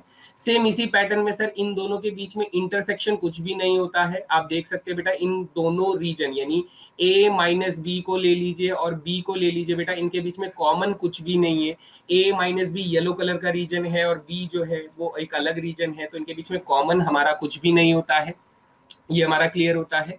एंड रेस्ट ऑफ टू बेटा ठीक है, हाँ मिसलेनियस एग्जाम्पल जरूर लगाइए बेटा, बिल्कुल सही बात बोल रहे हैं। एनसीईआरटी का मिसलेनियस एग्जाम्पल प्रैक्टिस के लिए लगा सकते हैं आप लोग, लेकिन प्रूव दैट वाले क्वेश्चन मत कीजिएगा बेटा। प्रूव दैट वाले क्वेश्चन आप लोगों को नहीं करने हैं, क्योंकि प्रूव दैट का क्वेश्चन नहीं आएगा, डेफिनेटली नहीं आएगा, है ना, सीधी सी बात है। वो क्वेश्चन मत लगाइएगा जिसमें आप लोगों को वैल्यूज ढूंढनी हो, कोई आंसर निकाल कर देना हो, वो क्वेश्चन जरूर लगाइएगा। रेस्ट दो बेटा, रेस्ट दो आप लोग सिर्फ लिख सकते हैं, ठीक है, बहुत ज्यादा इंपॉर्टेंट नहीं है। ये भी डी मॉर्गन्स लॉ से थोड़ा सा, ये तो आपका सिमेट्रिक डिफरेंस का बेटा ए डेल्टा बी का फॉर्मूला था, तो मैंने आपको ये भी लिखवाया था कि सर ये भी हमारा ए डेल्टा बी निकालने का फॉर्मूला होता है। तो ये वाला तो हम लोगों ने जी को देख लिया है। और लास्ट वाला ये कहता है कि सर अगर हमारे पास कोई सेट जो है वो बी का सबसेट है, अगर कोई सेट ए जो है वो बी का सबसेट है, तो हमारे पास बी ए का जो कॉम्प्लीमेंट होगा, ठीक है, सॉरी जो बी का जो कॉम्प्लीमेंट होगा वो ए के कॉम्प्लीमेंट का सबसेट हो जाएगा। ये थोड़ा सा डी मॉर्गन्स लॉ जैसा ही दिखता है, लेकिन है थोड़ा अलग, कॉम्प्लीमेंट लॉ इसे कहा जाता है। नहीं बेटा एनसीईआरटी सफिशिएंट नहीं है, आरएस अग्रवाल भी करना होगा, पाथफाइंडर भी करना होगा, और मेरे नोट्स तो करने ही होंगे। सी वाला फिर से समझा दीजिए बेटा। सी वाले में देखो इसमें समझने का कुछ भी नहीं है मनीष श्रीवास्तव जी, इनमें से आधी से ज्यादा चीजें सवाल में नहीं पूछी जाएंगी, लेकिन हाँ, लेकिन ये चीजें अगर आपको पता है तो आप कुछ क्वेश्चंस में ना सही अप्रोच लगा सकते हैं।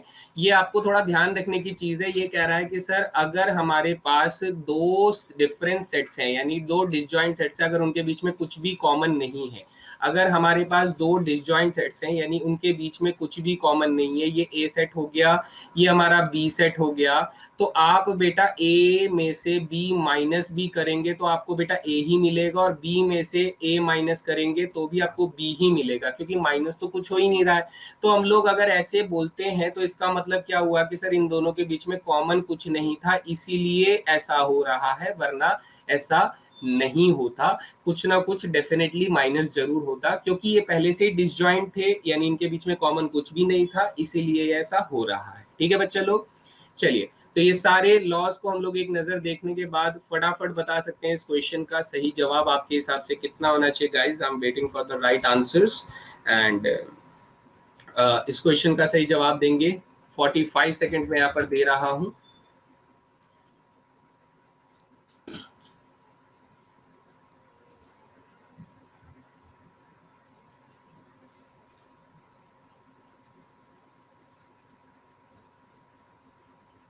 आपको A complement intersection B complement निकाल कर देना है। आप इसे चाहे तो लंबे तरीके से निकाल कर दे सकते हैं, आप इसे चाहे तो स्मॉल तरीके से निकाल सकते हैं। ऑब्वियसली स्मॉल तरीके से निकालना ही हमारे लिए ज्यादा स्मार्ट वे रहेगा।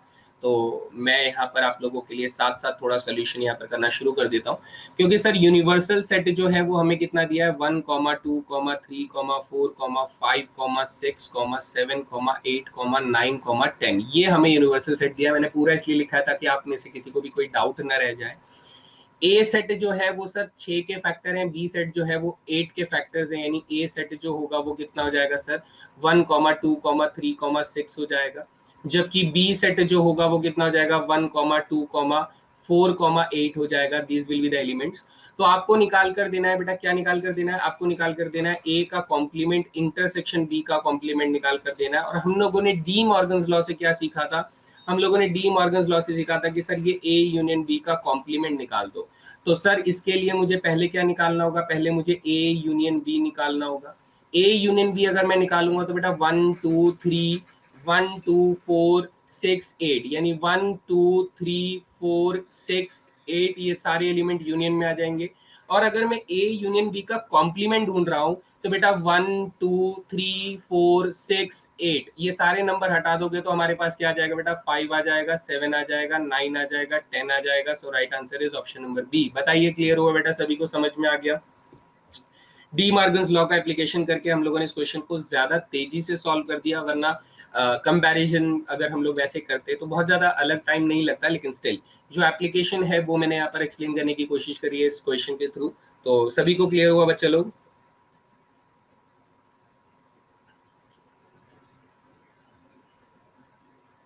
हाँ, ऑप्शन को एलिमिनेट करके भी निकाल सकते थे। मैं यहाँ पर आपको डी मॉर्गन्स लॉ का एप्लीकेशन समझा रहा था, जो कि अलग अलग तरीकों से बड़ा क्वेश्चन पेपर में पूछा जा सकता है डेफिनेटली, है ना। चलिए आगे बढ़ते हैं। सर ये क्वेश्चन का आंसर सभी करने की कोशिश करेंगे। मैं देखता हूँ इस क्वेश्चन का सही जवाब कौन कर पाता है। विद इन 30 सेकेंड्स में इस क्वेश्चन को दे रहा हूँ, इससे ज्यादा टाइम नहीं लेना है, क्योंकि हमें बाकी कुछ क्वेश्चन भी करने हैं, अच्छे से समझने हैं।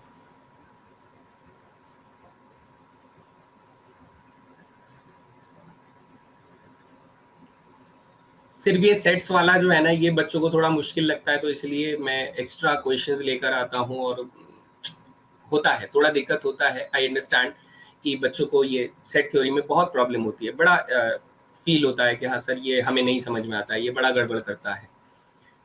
तो चलिए सॉल्व करते हैं सर। इस क्वेश्चन में डेफिनेटली हम लोगों ने ये तो कहा ही था कि सर a माइनस बी जो होता है वो first of all a intersection b complement होता है, ये मैंने पहले ही आपको बता दिया था। दूसरा सर मैंने आपको ये भी बताया था कि a माइनस बी जो है वो एक्चुअली a में से a इंटरसेक्शन b को माइनस कर दो, सर ये भी आपको सही बताया था। यानी ये दोनों स्टेटमेंट तो 110% बिल्कुल सही है। क्या ये थर्ड स्टेटमेंट सही है? भाई थर्ड स्टेटमेंट को ना मैं आप लोगों को वेन डायग्राम से समझाने की कोशिश करता हूँ, आपको शायद से समझ में आ जाए तो आपको बढ़िया लगेगा। बेटा आप देखिए, एक तरफ मैं यहाँ पर कौन सी के लिए डायग्राम बना रहा हूँ, मैं एक तरफ बच्चे आप लोगों का a माइनस बी का डायग्राम बना रहा हूँ, और दूसरी जगह बेटा मैं a union b minus B का डायग्राम बना रहा हूँ, a union b minus B का डायग्राम बना रहा हूँ। तो आप कहेंगे सर ये अगर ए सेट को रिप्रेजेंट कर रहा है तो ये हमारा बी सेट को रिप्रेजेंट कर रहा है, ये अगर हमारा ए सेट को रिप्रेजेंट कर रहा है और ये बी सेट को रिप्रेजेंट कर रहा है। तो ध्यान से देखिएगा बेटा, ध्यान से देखिएगा।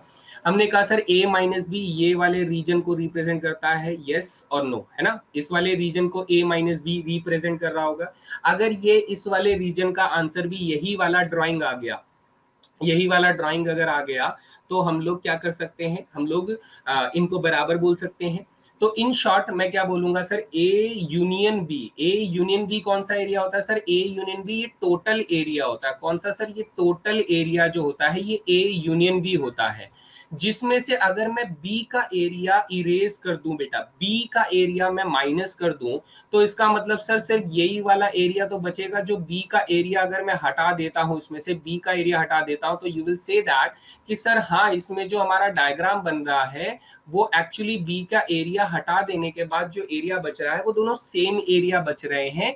तो इसका मतलब सर ये जो रीजन है यूनियन बी माइनस बी, ये दोनों रीजन इक्वल है। तो हमारा यहां से ये वाला रीजन बराबर हो जाता है। So all are true for this question. ठीक है, सभी को समझ में आ गया बेटा, किसी को कोई सवाल? वेन डायग्राम में मैंने आप लोगों को इसको शेड करके भी बताया बेटा, और यही तरीका है आप लोगों को भी ऐसे ही सभी ऑपरेशंस को समझना है। Venn diagram is the easiest way to understand all these situations. ठीक है बच्चा लोग, सभी को समझ में आ गया। सो इसमें ऑल आर ट्रू है, तीनों सही है। यानी हम लोग यहाँ पे सर तीसरा वाला जो है वो ऐसे लिख सकते हैं कि a माइनस बी अगर मैं ढूंढ रहा हूँ तो सर एक काम करते हैं, a यूनियन b में से b को हटा सकते हैं, तो इससे भी हमारा आंसर आ जाएगा डेफिनेटली। तो ये हो गया हमारा क्वेश्चन इसके ऊपर। ठीक है, चलिए आगे बढ़ते हैं सर। यहाँ से कार्डिनल फॉर्मूले बेटा ये आप लोगों ने पढ़े हुए हैं, मैंने यहाँ पर लिख दिए। कार्डिनल फॉर्मूले क्या होते हैं बेटा, कार्डिनल फॉर्मूले किसी सेट्स की गणनीयता के बीच में एक संबंध बनाते हैं, यानी उसके कार्डिनलिटी के ऊपर एक रिलेशन बनाते हैं कि ए यूनियन बी में अगर इतने सेट इतने एलिमेंट्स हैं, इंटरसेक्शन में इतने हैं, सेट ए में इतने हैं, सेट बी में इतने हैं। तो ये फॉर्मूले कुछ ऐसे होते हैं जिनमें मोस्ट इंपॉर्टेंट फॉर्मूले बेटा मैंने ये 5 लिख दिए हैं। ये पांचों के पांचों इंपॉर्टेंट फॉर्मूले हैं। ये 2 सेट्स के लिए फॉर्मूले बेटा, 2 सेट्स के लिए। ये बेटा 3 सेट्स के लिए फॉर्मूले हैं। ठीक है, ये बच्चा a minus B difference of sets के लिए फॉर्मूले हैं, और ये बच्चा किसके लिए, सिमेट्रिक डिफरेंस के लिए फॉर्मूले हैं। तो ये आप लोगों को नोट्स में मिल जाएंगे, आप लोग इन्हें याद करना चाहें याद कर सकते हैं, अगर आपको आते हैं तो बहुत अच्छी बात है। लेकिन जनरली मैं इन फॉर्मूलों का इस्तेमाल कम से कम करता हूं, जब तक मजबूरी ना हो तब तक मैं इन फॉर्मूलों का इस्तेमाल नहीं करता हूं। I have different methods of solving these types of problems, तो हम लोग उसको भी समझेंगे और उसको बहुत अच्छे से डील करेंगे। तो इन फॉर्मूले के ऊपर मैं छोटे छोटे क्वेश्चंस आप लोगों को यहाँ पर करवाने की कोशिश करता हूँ। जैसे ये क्वेश्चन आप लोगों को दिख रहा है, तो आप इस क्वेश्चन को करना चाहेंगे तो कैसे करेंगे, फटाफट बताएंगे। इस क्वेश्चन का सही जवाब आपके हिसाब से कितना होना चाहिए guys? I am waiting for the right answers. तो 30 सेकंड इनफ रहेंगे इस क्वेश्चन के लिए।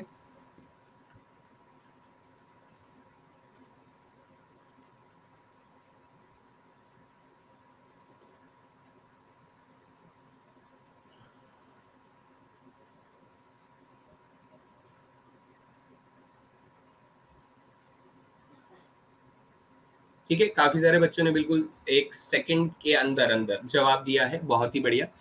तो बेटा अब इसमें हम लोग अभी तो पहले तो फॉर्मूला यूज कर लेते हैं। फॉर्मूला यूज कर लेंगे तो क्या होगा सर, यहाँ पर एन ए यूनियन बी जो है वो आप लोगों को किसके बराबर दिया जाता है, n A plus n B minus n A intersection B, ये फॉर्मूला हम लोगों को दिया जाता है। ठीक है, तो हमें यूनियन कितना दिया जा रहा है सर, यूनियन हमें 40 दिया जा रहा है। ए कितना दिया जा रहा है सर, ए हमको लोगों को 20 दिया जा रहा है, और ये कितना दिया जा रहा है सर, 30 दिया जा रहा है। इसकी वैल्यू नहीं मालूम है तो x निकाल देंगे। So what will be the value of x, बेटा सॉल्व करने पर 10 आ जाएगा। इन सिंपल हमारा answer option number D becomes the correct answer. लेकिन जो ज्यादा बड़ी प्रॉब्लम है वो है सर वर्ड प्रॉब्लम्स। जो ज्यादा बड़ी प्रॉब्लम है वो है वर्ड प्रॉब्लम, जैसे इस क्वेश्चन को। तो बेटा आप लोग मेरे साथ साथ इस क्वेश्चन को सॉल्व करिए। मैं यहाँ पे टाइमिंग आप लोगों को दे देता हूँ, आप लोग ट्राई जरूर कीजिए इस क्वेश्चन को। बिल्कुल डरना नहीं है, घबराना नहीं है, आंसर करने की कोशिश सभी करें इस क्वेश्चन को। ठीक है, तो लेट्स सी इस क्वेश्चन का आंसर क्या रहेगा। हम लोगों ने इससे पहले के क्वेश्चन में क्या क्या आंसर किया था, डी, और फिर लास्ट क्वेश्चन में क्या आंसर किया था, डी, यानी कि चलिए तो इसका आंसर मैं यहाँ पर मार्क कर देता हूँ। 60 सेकंड का मैं टाइम दे रहा हूँ, आप लोगों को मैं समझाते हुए चलूंगा। देखिए बेटा, यहाँ पर ये 3 सेट्स का प्रॉब्लम है और 3 सेट के प्रॉब्लम में जनरली आप लोगों को बेटा नहीं लगाने का है फॉर्मूला, जनरली नहीं लगाने का है, आप लोगों को कॉमन सेंस का इस्तेमाल करना है। वो कैसे सर? जैसे देखिए यहाँ पर हम लोग क्या करेंगे, हम लोगों ने ये कहा कि सर एक हम लोगों ने वेन डायग्राम बनाया, इस वेन डायग्राम में हम लोग क्या करेंगे सर, 3 सेट्स बनाएंगे। ये हो गया एक सेट हो गया, ये हो गया सर 2 सेट हो गया, ये एक हो गया बेटा 3 सेट हो गया। मेरी बात को बहुत आराम से समझिएगा क्योंकि यहाँ से समझना बहुत इंपॉर्टेंट है। इसने कहा सर इस क्वेश्चन को उल्टा पढ़ते हैं, लेकिन उससे पहले हम लोग बोलते हैं प्रोडक्ट ए, प्रोडक्ट बी और प्रोडक्ट सी। 3 प्रोडक्ट की बात हो रही है, प्रोडक्ट ए, प्रोडक्ट बी और प्रोडक्ट सी की बात हो रही है। तो इसमें इसने कहा कि सर 9 लोग जो हैं वो तीनों प्रोडक्ट पसंद करते हैं। 9 लोग तीनों प्रोडक्ट पसंद करते हैं का मतलब ये हुआ कि सर 9 लोग जो है वो तीनों का कॉमन इलाके में रहेगा, तीनों का कॉमन इलाके में रहेगा। 9 लोग, 9 पीपल इन तीनों के कॉमन एरिया में रहेगा। फिर उसने बोला कि सर 18 लोग जो है वो बी और सी दोनों पसंद करते हैं, लेकिन सर 9 लोग अगर बी और सी और ए तीनों पसंद करते हैं तो 9 लोग और होंगे जो बी और सी को पसंद करते हैं, तभी टोटल में 18 लोग बी और सी को पसंद करने वाले होंगे। क्या यहाँ तक सभी को समझ में आता है? एक बार थम्स अप दे देंगे गाइस, एक बार थम्स अप दे देंगे बच्चा, ठीक है, एक बार थम्स अप दे देंगे। क्या ये बात सभी को समझ में आती है? फटाफट बताइए, क्या ये बात सभी को समझ में आती है कि 9 लोग अगर सभी प्रोडक्ट को पसंद कर रहे हैं तो 9 लोग जो है वो बी और सी को पसंद कर रहे होंगे, तभी टोटल में 18 लोग जो है वो बी और सी को पसंद कर रहे होंगे, है ना। फिर हम लोग आगे बढ़ते हैं तो सर इसमें बोला गया कि जो 20 लोग हैं वो ए और सी दोनों को पसंद करते हैं, 20 लोग जो हैं वो ए और सी को पसंद करते हैं। तो बेटा 20 में से 9 पीपल इधर है तो 11 पीपल इधर रह जाता होगा, 11 पीपल इधर रह जाता होगा, ठीक है। और फिर इस क्वेश्चन के हिसाब से अगर मैं सही अप्रोच लूं तो इसने कहा सर 39 पीपल जो है प्रोडक्ट सी को पसंद करते हैं। 39 पीपल अगर प्रोडक्ट सी को पसंद करते हैं तो सी में बचे हुए कितने लोग हैं? बचे हुए कितने लोग हैं भाई? 11 9 मिलाकर 20 और 9 29 हो जाएंगे। तो बेटा यहाँ पर मुझे मजबूरी में 10 भरना पड़ेगा, तभी टोटल सी कितने का हो जाएगा? टोटल सी मेरा बेटा 39 का हो जाएगा। क्वेश्चन क्या पूछा गया था सर? क्वेश्चन पूछा गया था कि सर सिर्फ सी पसंद करने वाले बताइए, सिर्फ सी पसंद करने वाले, यानी उनमें कोई और प्रोडक्ट पसंद करने वाला नहीं चाहिए अपने को। तो अपना आंसर कितना हो जाएगा बेटा? अपना आंसर 10 हो जाएगा। So right answer is option number C. बताइए सभी को समझ में आ गया? ये सभी को समझ में आ गया बच्चा लोग?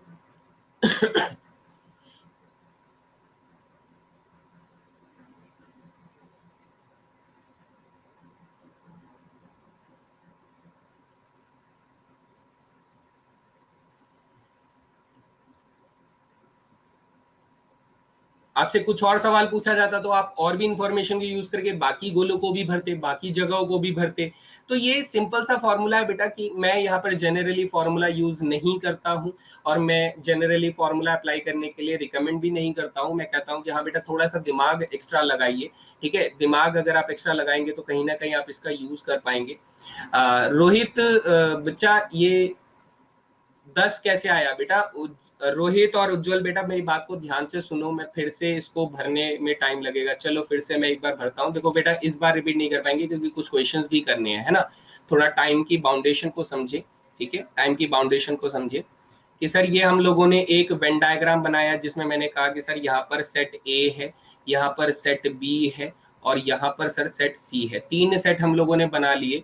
तो ये सेट ए हो गया, ये सेट बी हो गया, ये सेट सी हो गया।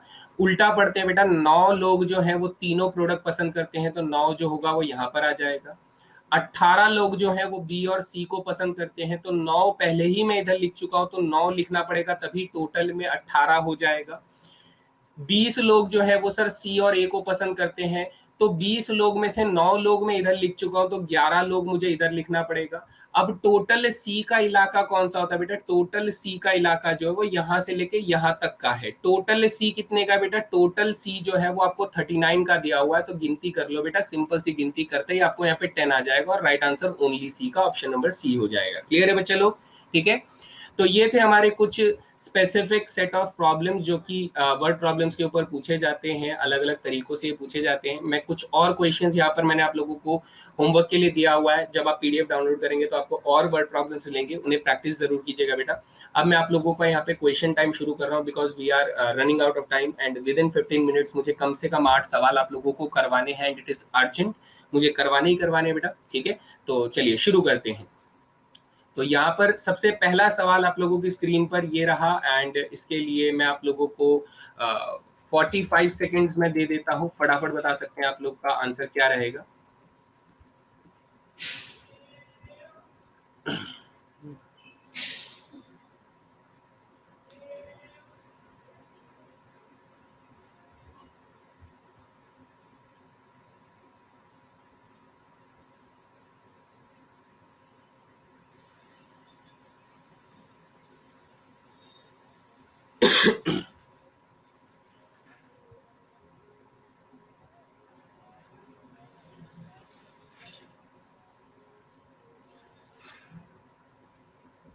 चलिए बच्चा लोग, अगर आप वेन डायग्राम के अप्रोच से जाएं तो आपको क्या पता लगेगा कि सर अगर ये ए सेट है और अगर ये बी सेट है तो ए इंटरसेक्शन बी कौन सा इलाका होता है? सर ए इंटरसेक्शन बी ये वाला इलाका होता है। ए कौन सा इलाका होता है? सर ए तो पूरा ही होता है। अगर मैं इन दोनों का यूनियन कर देता हूं तो मेरे को पूरा का पूरा यही तो एरिया मिलेगा बेटा, और कुछ थोड़ी ना मिल जाएगा, मुझे यही वाला एरिया तो मिलेगा जो इन दोनों का यूनियन से आएगा। यानी सर ये मेरे को भटकाने के लिए दिया हुआ है, इसकी वैल्यू किसके बराबर रहेगी? ए के बराबर रहेगी। स्पेसिफिकली अगर वेन डायग्राम के हिसाब से देखें तो सेट ए के बराबर रहेगी, मुझे बी का कोई काम ही नहीं है। मुझे बी का कोई काम नहीं है तो हम लोग क्या करेंगे सर? सेट ए को सॉल्व करेंगे। सेट ए को सॉल्व करने के लिए x square minus 2x minus 3 बराबर 0 दिया है, यानी कि सर इसे फैक्टराइज करेंगे तो हमारे पास आ जाएगा एक्स स्क्वायर कितना जाएगा बेटा? माइनस के 3x प्लस के x माइनस के 3 बराबर 0 हो जाएगा। सो आप लोगों के पास आएगा x माइनस 3 और x प्लस 1 का फैक्टर आ जाएगा, जहां से आप लोग क्या बोलेंगे सर? एक बार x की वैल्यू 3 हो जाती है, एक बार x की वैल्यू -1 हो जाती है, तो हमारा आंसर ऑप्शन नंबर 2 हो जाता है। क्लियर है बच्चा लोग? ठीक है। ये थोड़ा सा आप लोगों को समझने की जरूरत थी बेटा कि आप लोगों को यहाँ पे एक छोटा सा धोखा सा दिया जा रहा था कि इतना लंबा कैलकुलेशन करके देखिए शायद से आपका आंसर आ जाए, लेकिन नहीं। अगर आप वेन डायग्राम को सही तरीके से अप्रोच करते हैं तो A union A intersection B जो होता है वो आप लोगों का सिर्फ ए रीजन ही निकलेगा बेटा, सिर्फ ए रीजन ही निकलेगा, क्योंकि उसके बाहर तो जा ही नहीं रहा ना, वो उसके बाहर जा ही नहीं रहा। तो हमारा आंसर सिर्फ और सिर्फ ए सेट को सॉल्व करते ही आ जाएगा, मुझे बी सेट को लेकर कोई ध्यान देने की जरूरत इस क्वेश्चन में नहीं है। क्लियर है बच्चा? ठीक है, चलिए आगे बढ़ते हैं सर नेक्स्ट क्वेश्चन में। ये रहा अगला सवाल बेटा। ये डायग्राम आप लोगों को दिखाई दे रहा होगा, तो इस डायग्राम की हेल्प से आप लोगों को बताना है कि इस डायग्राम का सोल्यूशन क्या होना चाहिए। तो 30 सेकेंड्स इनफ रहेगा। अगर आप डायग्राम पहचान गए तो बड़े प्यार से आप लोग आंसर कर सकते हैं। सो एवरीबॉडी गाइस फटाफट आंसर करेंगे।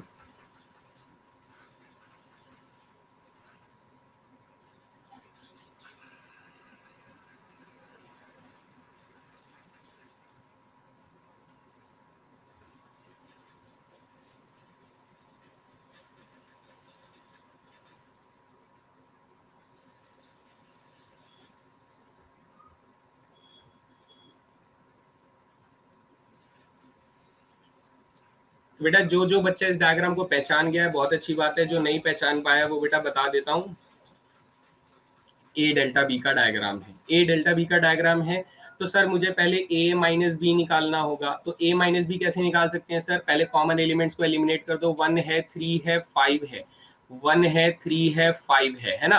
तो यहाँ पर क्या बचेगा सर? 2 4 6 बचेगा। जबकि b माइनस ए अगर मैं निकाल कर देता हूं तो बेटा मुझे 7 9 और 11 बचेगा। यानी सर अगर मुझे a डेल्टा b देना है तो इन दोनों का मैं यूनियन कर दूंगा, यानी 2 4 6 7 9 11, 2 4 6 7 9 11। आंसर हमारा ऑप्शन नंबर 3 हो जाता है। Everybody clear guys? ठीक है, सिंपल था, हम लोग ऐसे क्वेश्चन कर चुके हैं। तो डायग्राम आपके लिए जरूरी था। ये डायग्राम मैं ऑलरेडी आपको बता चुका था कि ए डेल्टा बी का डायग्राम है और ए डेल्टा बी का यूज आप लोग करना जानते हैं। ठीक है, चलिए नेक्स्ट क्वेश्चन। इस क्वेश्चन में बेटा ये जो डायग्राम आप लोग देख रहे हैं ना, इसमें बेटा अंदर भी शेडिंग हो रही है। यानी मैं आपको डायग्राम ऐसे करके अगर बना दूं तो ये कह रहा है कि सर बाहर का एरिया तो चाहिए ही चाहिए, ये वाला चाहिए ही चाहिए, ये बाहर का शेडिंग तो चाहिए चाहिए, साथ में ये बीच वाला शेडिंग भी चाहिए। जो आपको नहीं चाहिए वो ये नहीं चाहिए और ये नहीं चाहिए। ठीक है, ये दोनों नहीं चाहिए आपको। आपको ये आंसर करने का है कि सर इसका रीजन कितना होगा। सभी को समझ में आ गया? तो फटाफट बताएंगे इसका सही जवाब। इसके लिए मैं आप लोगों को 45 सेकेंड्स का टाइम दे रहा हूँ। कोशिश करेंगे इस क्वेश्चन का आंसर करने की। कि आपको पूरे डायग्राम के अंदर दो इलाकों का शेडेड रीजन आपको देना है, दो इलाकों का।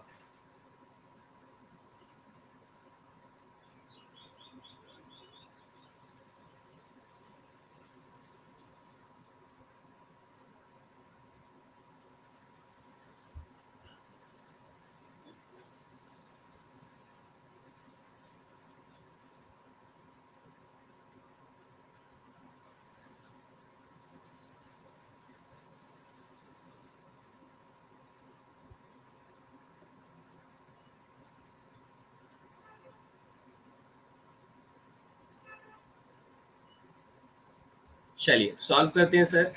इसमें जैसा कि मैं देख पा रहा हूं इस क्वेश्चन में, जो एरिया मुझे स्पेसिफिकली चाहिए, देखना बेटा ध्यान से देखना, जो एरिया मुझे स्पेसिफिकली चाहिए, जो बाहर वाला रीजन है, आप लोग इस बात को समझिएगा बेटा, मेरे लैंग्वेज में समझने की कोशिश कीजिएगा। ये जो बाहर वाला रीजन है बेटा, ये ए यूनियन बी का ना कॉम्प्लीमेंट है। ये क्या है सर? ये ए यूनियन बी का कॉम्प्लीमेंट है। ए यूनियन बी का कॉम्प्लीमेंट कैसे निकालेंगे सर? ए यूनियन बी का कॉम्प्लीमेंट हम लोग निकालते हैं, यूनिवर्सल में से हम लोग ए यूनियन बी को माइनस कर देंगे। तो बेटा यूनिवर्सल में कितने एलिमेंट है सर? 42 एलिमेंट्स हैं। कितने हैं? 42 एलिमेंट्स हैं। जबकि यूनियन में कितने हैं सर? 22 एलिमेंट्स हैं। यानी कि सर इतना तो समझ में आ गया कि इसके अंदर कितने एलिमेंट्स होंगे सर? इसके अंदर 20 एलिमेंट्स होंगे। इतना समझ में आ गया, 20 एलिमेंट्स होंगे टोटल में। और सर फिर अंदर वाला जो रीजन है, अंदर वाला रीजन जो है वो सर इंटरसेक्शन है। अंदर वाला रीजन कौन सा है सर? इंटरसेक्शन है। और इंटरसेक्शन का वो सेट वाला फॉर्मूला लगाएंगे तो सर क्या हो जाता है, यहाँ पर वो फॉर्मूला लगाएंगे तो 22 बराबर 15 प्लस 12 माइनस एक्स कर देंगे, क्योंकि ये वाली वैल्यू मुझे नहीं मालूम है, तो लेट अस से एक्स मान लेते हैं। तो बेटा एक्स की वैल्यू कितनी आ जाएगी आपके सॉल्व करने पर? 5 आ जाएगी। तो आप कहेंगे सर इसमें 20 में प्लस 5 कर दो, आंसर 25 हो जाएगा। यानी बाहर वाला जो रीजन था वो बेटा आप लोगों ने 20 का बताया, और नीचे अंदर वाला रीजन 5 का बताया, तो आंसर हो जाएगा ऑप्शन नंबर 3। क्लियर हुआ बेटा सभी को? अंडरस्टैंड द वेन डायग्राम बेटा, दिस इज वेरी इंपॉर्टेंट। और ये एक प्रीवियस ईयर का क्वेश्चन था, ये एक प्रीवियस ईयर क्वेश्चन था। ये सवाल एनडीए पूछ चुका है, और ऐसे ही पूछा है, डायग्रामेटिक बेस के अप्रोच पे पूछा है उसने। सभी को समझ में आ गया बच्चा? किसी को कोई सवाल है तो पूछ सकते हैं।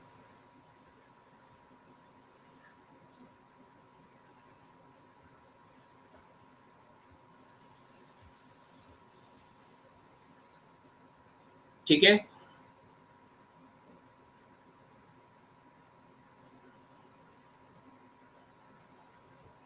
चलिए बढ़िया।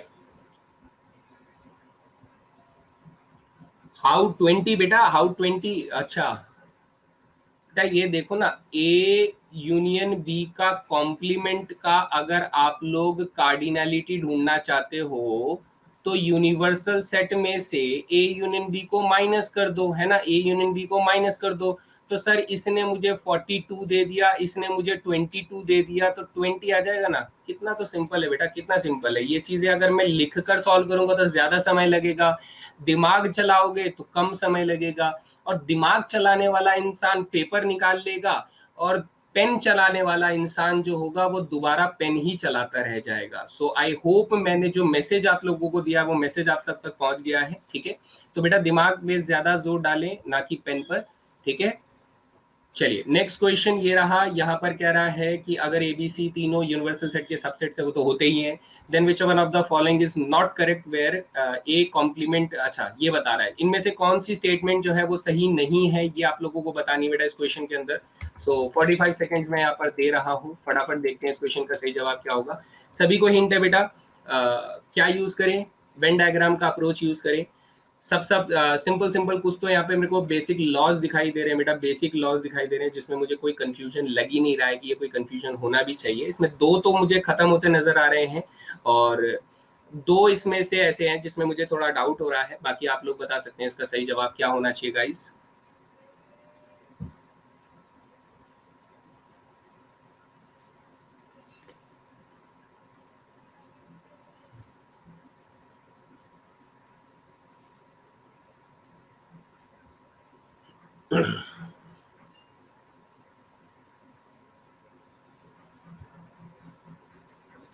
चलिए देखते बेटा, मुझे साफ साफ जैसा दिखाई दे रहा है उस हिसाब से मेरा पहला ऑप्शन और फोर्थ ऑप्शन दोनों गलत नहीं है, क्योंकि ये वितरण का नियम है, डिस्ट्रीब्यूटिव लॉ है बेटा। दोनों के दोनों मैंने वितरण के नियम और डिस्ट्रीब्यूटिव लॉ में पढ़ाए हुए हैं। अब इन दोनों में से कौन सा गलत है ये मुझे चेक करने की जरूरत है। अगर इन दोनों में से कोई एक सही हो गया तो दूसरा अपने आप गलत हो जाएगा, डेफिनेट सी बात है। तो मैं इधर चेक करता हूं बेटा, इसने बोला ए यूनियन बी का यूनियन आपको ए कॉम्प्लीमेंट से करना है। ए यूनियन बी का यूनियन आपको किसके साथ करना है? ए कॉम्प्लीमेंट के साथ करना है। तो ए का कॉम्प्लीमेंट कौन होता है सर? ए का कॉम्प्लीमेंट अगर मैं आप लोगों से बोलूं तो ए का कॉम्प्लीमेंट बेटा ये वाला टोटल एरिया हो जाएगा, जो ए के अलावा सब कुछ होगा। ए का कॉम्प्लीमेंट यानी ए को पूरा करने वाला जो भी होगा, यानी ए के अलावा जितना भी होगा वो सब ए कॉम्प्लीमेंट हो जाएगा। और अगर मैं इसी के साथ बेटा ए यूनियन बी की बात अगर ड्रॉ करूं तो बेटा ए यूनियन बी कौन सा एरिया होता है सर? ये वाला एरिया होता है ए यूनियन बी। अब सोचिए, अगर आप इन दोनों का यूनियन कर देते हैं, अगर आप इन दोनों को सम्मिलन कर देते हैं, ये डायग्राम इसके ऊपर बना देते हैं और कहते हैं कि सर ये डायग्राम मैंने बना दिया और ये डायग्राम इसको यहाँ से शेड कर दिया, तो बेटा कोई ऐसी जगह बची जो आपके पास शेड नहीं हो रही है? नहीं हो रही है। यानी सर इस सेकंड ऑप्शन का जो लेफ्ट हैंड साइड है ना, लेफ्ट हैंड साइड किसके बराबर आ रहा है? यूनिवर्सल सेट के बराबर आ रहा है। किसके बराबर आ रहा है? यूनिवर्सल सेट के बराबर आ रहा है। तो सेम सर मैं राइट हैंड साइड को चेक करता हूं। तो राइट हैंड साइड को चेक करने के लिए let me take fresh page. ठीक है, राइट हैंड साइड को हम लोग चेक कर लेते हैं, जिसमें आपसे बोल रहा है कि सर आपको क्या करना है। ये डायग्राम किधर गया? हाँ ये रहा। B not intersection B. बेटा बी नॉट और इंटरसेक्शन बी जो होता है ये बेटा कभी एक सेट और उसके कॉम्प्लीमेंट के बीच में कुछ भी कॉमन नहीं मिलता है। ये सबसे पहले तो ये याद रख लो कि कुछ भी कॉमन नहीं मिलता है। फिर अगर मैं सर एम्प्टी सेट का कॉम्प्लीमेंट करूंगा, ध्यान से सुनिएगा बेटा, अगर मैं यहाँ पर बी इंटरसेक्शन बी कॉम्प्लीमेंट ले रहा हूं और कहता हूं कि सर मुझे उसका कॉम्प्लीमेंट चाहिए, यानी आप फाइव सेट का कॉम्प्लीमेंट कर रहे हो, और फाइव सेट का कॉम्प्लीमेंट क्या होता है बेटा? यूनिवर्सल होता है।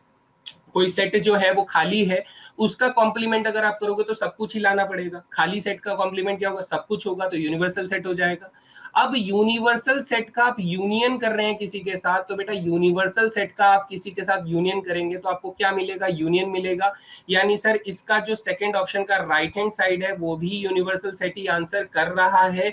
लॉजिकल स्टेटमेंट से मुझे बात समझ में आ रही है। तो यानी सर सेकंड वाला स्टेटमेंट भी सही है, यानी कि नॉट करेक्ट बताना था, तो इसलिए हमारा आंसर ऑप्शन नंबर 3 ही सही होगा। मुझे इसे चेक करने की जरूरत नहीं है। So you have to think fast. आपको सोचने की जरूरत पड़ेगी, आपको ज्यादा स्मार्ट बनना पड़ेगा, वेन डायग्राम की प्रैक्टिस करनी पड़ेगी ऐसे सवालों को निकालने के लिए, क्योंकि बेटा हाँ एनडीए में इस तरह के सवाल पूछे जाते हैं। So you have to practice first, then आप सोच सकते हैं कि हाँ सर हमसे ये सवाल होंगे या नहीं होंगे। डेफिनेटली बेटा फर्स्ट टाइम पे एनडीए के क्वेश्चन सबसे हो जाना इट्स नॉट पॉसिबल, है ना। जब तक आप प्रैक्टिस नहीं करेंगे तब तक आपसे ये क्वेश्चन शायद से ऐसा ही लगेगा कि सर ये हमारे अप्रोच से बाहर है, ये हमें बहुत मुश्किल सवाल लग रहे हैं।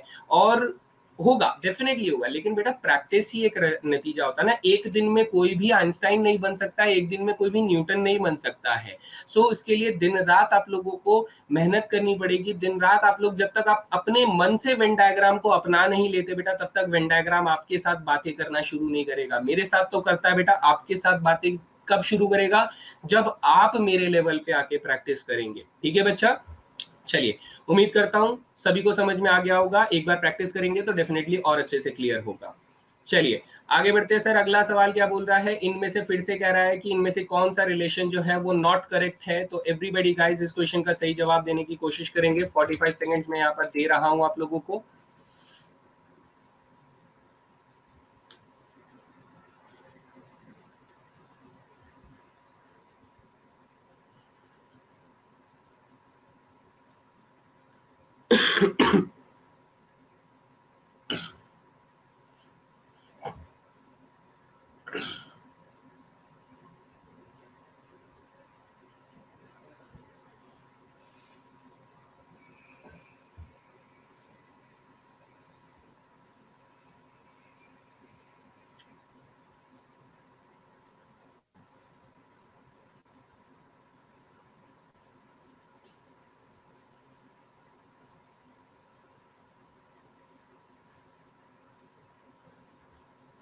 चलिए, तो यहाँ पर बेटा इस क्वेश्चन में ये दोनों तो आंसर हो ही नहीं सकते, क्योंकि सर ये डिस्ट्रीब्यूटिव लॉज है, वितरण के नियम यहाँ पर लगे हुए हैं।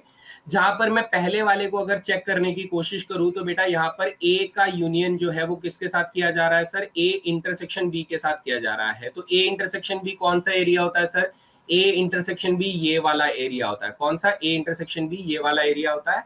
और आपका यूनियन किसके साथ किया जा रहा है सर, ए के साथ किया जा रहा है। तो ए के साथ यूनियन करूंगा तो ए अपने साम्राज्य को ए इंटरसेक्शन बी के साथ जोड़ लेगा। तो क्या सर मेरा आंसर ए यूनियन बी आ रहा है, नहीं ना, नहीं आ रहा है ना। तो इसका मतलब सर यही मेरा सही जवाब है, यही मेरा नॉट करेक्ट स्टेटमेंट है। So option number 1 is the right answer. देखिए बेटा ये वेन डायग्राम मुझे बहुत इंपॉर्टेंट लगता है, इसीलिए मैं बच्चों को बोलता हूँ कि बेटा इंपॉर्टेंट चीजों को पहले फोकस करें। ये सारे लॉज आप लोगों के लिए मजाक बन जाएंगे जिस दिन आपको वेन डायग्राम पर ज्यादा भरोसा होगा। कोई लॉ आपको प्रूफ करने की जरूरत नहीं है। जिस दिन आपको वेन डायग्राम को समझना आ जाएगा, जिस दिन आपको वेन डायग्राम के अंदर शेडिंग करनी आ जाएगी, जिस दिन आप वेन डायग्राम के सारे शेप्स को पहचानना शुरू कर देंगे, अपने आप सारे क्वेश्चन खत्म होने शुरू हो जाएंगे। ठीक है बच्चे लोग, चलिए। सो इसी के साथ सर अगले सवाल की तरफ चलते हैं। ये रहा नेक्स्ट क्वेश्चन आपकी स्क्रीन पर, बताएंगे इसका सही जवाब कितना होना चाहिए। मैं 60 सेकंड्स का टाइमर लगा रहा हूं और साथ साथ थोड़ा सॉल्व करते हैं। ठीक है, क्वेश्चन क्या कह रहा है सर, किसी सर्वे में 21 लोगों को फिक्शनल मूवी पसंद आई, 26 लोगों को हॉरर मूवी पसंद आई, 29 लोगों को कॉमेडी पसंद आई और 14 लोगों को फिक्शनल कॉमेडी हॉरर पसंद आई, 12 लोगों को फिक्शनल कॉमेडी पसंद आई, 14 लोगों को हॉरर कॉमेडी पसंद आई, 8 लोगों को सभी मूवीज पसंद आई। तो बताइए कितने लोगों को सिर्फ कॉमेडी पसंद आई। ऐसा क्वेश्चन कर चुके हैं बेटा, है ना, सिर्फ कॉमेडी का क्वेश्चन पूछा जा रहा है। तो हम लोग क्या करेंगे सर, हम लोग बनाएंगे एक सिंपल सा वेन डायग्राम। ठीक है, बहुत सिंपल सा वेन डायग्राम बनाते हैं और हम लोग ये बोलेंगे कि सर ये हो गया हमारा सेट ए, ठीक है, ये हो गया हमारा सेट बी और ये हो गया सर हमारा सेट सी। ठीक है बेटा, थोड़ा सा गड़बड़ हो गया है, थोड़ा जगह कम पड़ रही है, मैं इसको और अच्छे से बनाने की कोशिश करता हूँ इन द गिवन एरिया। ये थोड़ा सा ए सेट, ये थोड़ा बड़ा सा बी सेट और ये थोड़ा सा बड़ा सा सी सेट। तो सर ये फिक्शनल मूवी हो गई, ये हॉरर मूवी हो गई और ये कॉमेडी मूवी हो गई, है ना। हमें ये वाला इलाका चाहिए बेटा, ये वाला, सिर्फ ये वाला एरिया चाहिए कि ओनली कॉमेडी कितने लोग पसंद करते हैं। तो फटाफट आंसर करने की कोशिश करेंगे। उल्टा पढ़ते हैं बेटा, उल्टा पढ़ते हैं। तो 8 लोग सभी मूवीज पसंद करते हैं, तो बेटा 8 लोग यहाँ पर आ जाएंगे। फिर उन्होंने कहा हॉरर और कॉमेडी पसंद करने वाले सर 14 लोग हैं, तो यहाँ पर 6 लिखना होगा, तभी टोटल में 14 हो जाएगा बेटा, है ना। 12 लोग जो है वो फिक्शनल और कॉमेडी पसंद करते हैं, तो 12 लोग इधर है, तो सर 4 इधर आना चाहिए। अब मुझे सिर्फ कॉमेडी बताना है, तो बेटा मैं कॉमेडी के टोटल बिंदुओं को गिनता हूं, जो कि कॉमेडी मूवीज पसंद करने वाले 29 पीपल हैं। तो बेटा यहाँ पर कॉमेडी के लिए 29 करने के लिए मुझे टोटल कितना करना पड़ेगा भाई, 6 4 10 18 और 18 में बेटा जब तक मैं 11 ऐड नहीं करूंगा तब तक टोटल 29 नहीं होगा। तो इसका मतलब मेरा आंसर ऑप्शन नंबर 2 होना चाहिए। बताइए एवरीबॉडी क्लियर गाइस, सभी को समझ में आया कि नहीं आया। सो 5 बच्चों ने सही जवाब दिया है, इनके लिए क्लैपिंग होनी चाहिए बेटा। कार्तिक, रुद्रा, अक्षय, हेमंत एंड नकेरन, बहुत बढ़िया बेटा, बहुत बढ़िया। Everybody clear guys.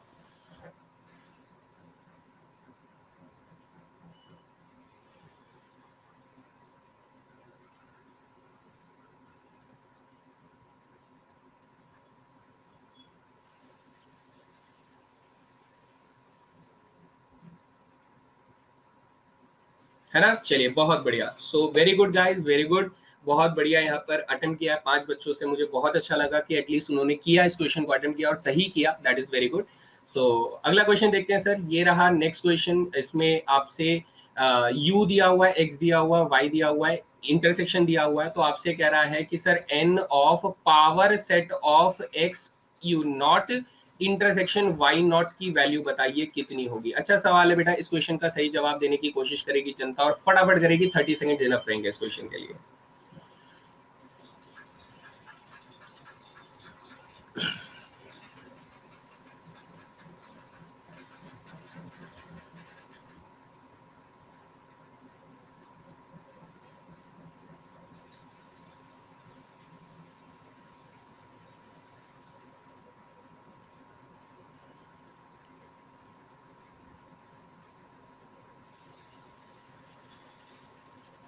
चलिए सर सॉल्व करते हैं इस क्वेश्चन को, ठीक है, समय समय रहते सॉल्व कर लेते हैं।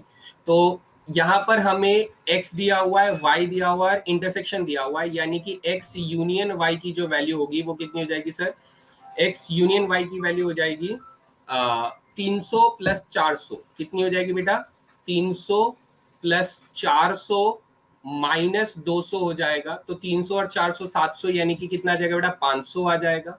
तो आपको जो निकालना था वो बेटा क्या निकालना था? आपको निकालना था x not intersection y not निकालना था। यानी कि सर डी मॉर्गन्स लॉ से ये x यूनियन y का होल नॉट हो जाता है डी मॉर्गन्स लॉ से।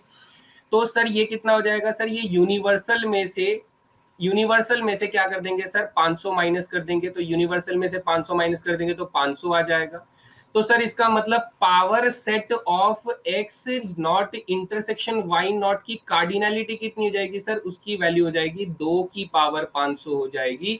तो हमारा राइट आंसर कितना हो जाएगा सर? ऑप्शन नंबर 4 हो जाएगा। Everybody clear? काफी सारे मिक्सचर यहाँ पे लॉस का इस्तेमाल हुआ है, काफी वैरायटी से ये क्वेश्चन पूछा जा रहा था, है ना? सभी को क्लियर होगा? किसी को कोई सवाल है तो पूछ सकते हैं बेटा।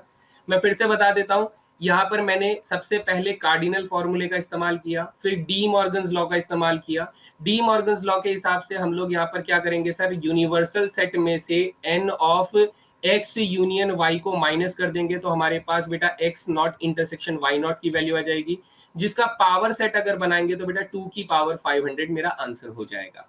क्लियर है गाइस? चलिए बहुत बढ़िया, आगे बढ़ते हैं सर। ये क्वेश्चन एक और आया, वर्ड प्रॉब्लम के ऊपर है, तो इसके लिए फटाफट बेटा 45 सेकंड्स में यहाँ पर लगाकर दे रहा हूँ और आंसर करने की कोशिश करेंगे। यहाँ कह रहा है कि what is the number of students who can speak both languages. यानी सर हमें इंटरसेक्शन नहीं मालूम है इस वक्त, हमें टोटल 600 बच्चे दिए हुए हैं, जिसमें से 400 बच्चे जो हैं फ्रेंच बोलते हैं, 300 बच्चे मैंडरीन बोलते हैं, और हर एक बच्चा कुछ ना कुछ जरूर बोलता है। ठीक है, तो कुछ ना कुछ जरूर बोलता है, तो सर इसका मतलब हम लोग 600 को यहाँ पर रखेंगे, फ्रेंच बोलने वाले यहाँ पर रखेंगे, प्लस मैंडरीन बोलने वाले यहाँ रखेंगे, और दोनों लैंग्वेज बोलने वाले की वैल्यू हमें नहीं मालूम है। तो बस बच्चा कैलकुलेट करके दे देना है। बताइए कितना आंसर होना चाहिए एवरीबॉडी गाइस?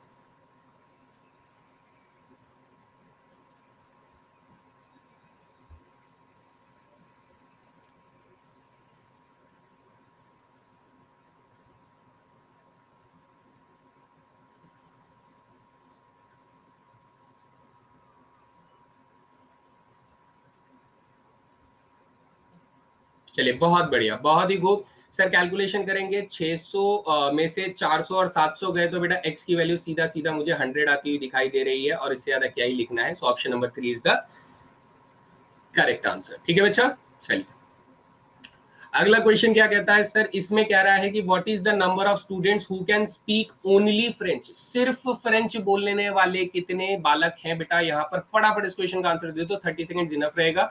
सिर्फ फ्रेंच बोलने वाले, केवल फ्रेंच बोलने वाले, यानी ओनली फ्रेंच बोलने वाले कितने होंगे? तो बेटा मैंने आप लोगों को ओनली फ्रेंच के लिए मैंने आपको क्या बताया था बेटा? ओनली फ्रेंच के लिए आप क्या करें? आप फ्रेंच की काउंटिंग में से क्या करें बेटा? फ्रेंच और मैंडरीन बोलने वाले की कॉमन काउंटिंग को माइनस कर दो। ये फॉर्मूला रहेगा, अगर आप अप्लाई करते हैं तो बड़े आराम से आंसर कर सकते हैं।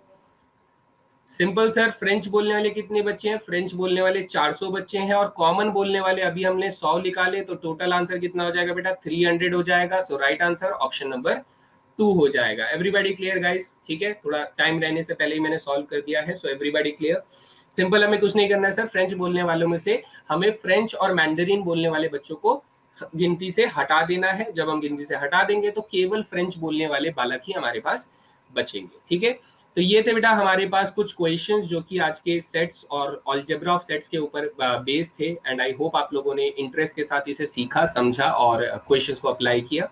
तो अब मैं कुछ होमवर्क क्वेश्चंस आप लोगों को दे रहा हूँ पीडीएफ में। बेटा आप लोगों को कुछ और वर्ड प्रॉब्लम्स मैंने स्पेशल काइंड ऑफ दिए हैं प्रैक्टिस के लिए, तो वो जरूर प्रैक्टिस कीजिएगा। ठीक है, मुझे समय की कमी लगी तो मैंने सारे क्वेश्चंस नहीं करवाए, लेकिन मैंने पीडीएफ के अंदर दिए हैं और क्वेश्चंस दिए हैं। आप पूरी पीडीएफ को देखेंगे तो आपको मिलेंगे और क्वेश्चंस आपको। ठीक है, सो ये आपका पहला होमवर्क क्वेश्चन है, आपको सिमेट्रिक डिफरेंस बताना है। वेरी इजी प्रॉब्लम होमवर्क है बेटा, मैं इसे मार्क भी नहीं कर रहा हूँ क्योंकि बहुत आसान सवाल है। ठीक है, नेक्स्ट क्वेश्चन क्या कह रहा है सर? नेक्स्ट क्वेश्चन ये कह रहा है, अच्छा लीडर बोर्ड दिखा देते हैं। लीडर बोर्ड यहाँ पर हम लोग दिखा देते हैं कि सर x जो है वो is a king out of 52 cards and y is a spade out of 52 cards. तो यहाँ पे सिमेट्रिक डिफरेंस का कार्डिनलिटी आपसे पूछा जा रहा है। This is a very good question. तो इस क्वेश्चन का आंसर मैं आप लोगों को मार्क कर देता हूँ बेटा, ताकि कोई बच्चा ऐसा ना रह जाए जो कि समझ में ना आए तो एटलीस्ट वो सॉल्व भी ना कर पाए। तो option number 4 is the correct answer. यहाँ पर लीडर बोर्ड क्या वापस गायब हो गया? है ना? हाँ, ये आ गया लीडर बोर्ड। ठीक है बच्चा, तो ये लीडर बोर्ड आ गया है, सभी ने देख लिया है। टोटल कितने क्वेश्चंस करवाए हैं सर? टोटल मैंने यहाँ पर आप लोगों को 7+8 बेटा, 7+8 मैंने आप लोगों को 16 क्वेश्चंस आज टोटल करवाए थे, जिसमें से 15 क्वेश्चन सही आए हैं निखिल कुमार के। सो परफेक्ट बेटा, बहुत बढ़िया जा रहे हैं। इसी तरीके का परफॉर्मेंस हमेशा बनाए रखिएगा, ठीक है। So that was all guys. आज की क्लास में हम लोगों ने Venn diagrams, union, intersection, difference, complement, symmetric difference, laws of algebra of sets, cardinal formula, इन सबको काफी करीब से जानने की कोशिश करी। और मैंने उम्मीद तो ये करता हूँ कि मैंने अच्छे से बताया बेटा। अब आप लोग थोड़ा प्रैक्टिस करेंगे तो डेफिनेटली आप लोग भी मेरी तरह मास्टर कर सकते हैं इन टॉपिक्स के ऊपर, इन कॉन्सेप्ट्स के ऊपर। आप बहुत अच्छे से क्वेश्चंस को सॉल्व कर सकते हैं। प्रैक्टिस ही बेटा आपको परफेक्ट बना सकती है। मेरे क्वेश्चंस नहीं, किसी किताब के क्वेश्चन नहीं, सिर्फ प्रैक्टिस करने से ही आप मास्टर कर सकते हैं। सो नेक्स्ट क्लास में बेटा हम लोग कार्टेशियन प्रोडक्ट एंड रिलेशंस को पढ़ेंगे। कार्टेशियन प्रोडक्ट एंड रिलेशंस में क्या पढ़ेंगे बेटा? कार्टेशियन प्रोडक्ट समझेंगे, रिलेशन पढ़ेंगे और टाइप्स ऑफ रिलेशन पढ़ेंगे। ये भी काफी इंटरेस्टिंग कॉन्सेप्ट है। इसे हम लोग जनरली संबंध के नाम से जानते हैं। किस नाम से जानते हैं सर? संबंध के नाम से जानते हैं। तो ये कॉन्सेप्ट हम लोग डील करेंगे। सो आज की क्लास में बेटा मेरी तरफ से यही सारी चीजें थी। अगर क्लास पसंद आई है तो बेटा प्लीज रेट और फीडबैक जरूर कीजिएगा। आप लोगों के रेटिंग और फीडबैक जो है वो बहुत कम आ रहे हैं, तो मुझे इच्छा रहती है, मैं शाम को बैठ के आप लोगों के कमेंट्स वगैरह पढ़ता हूँ। मुझे बहुत खुशी होती है कि हाँ, बच्चों को मेरी क्लास पसंद आ रही है, मजा आ रहा है। तो प्लीज अपने फीडबैक जरूर शेयर करें मेरे साथ। So thanks for watching guys. आज का सेशन यहीं पर खत्म करते हैं, मिलते हैं फिर अगले सेशन में। तब तक के लिए जय हिंद एवरीवन।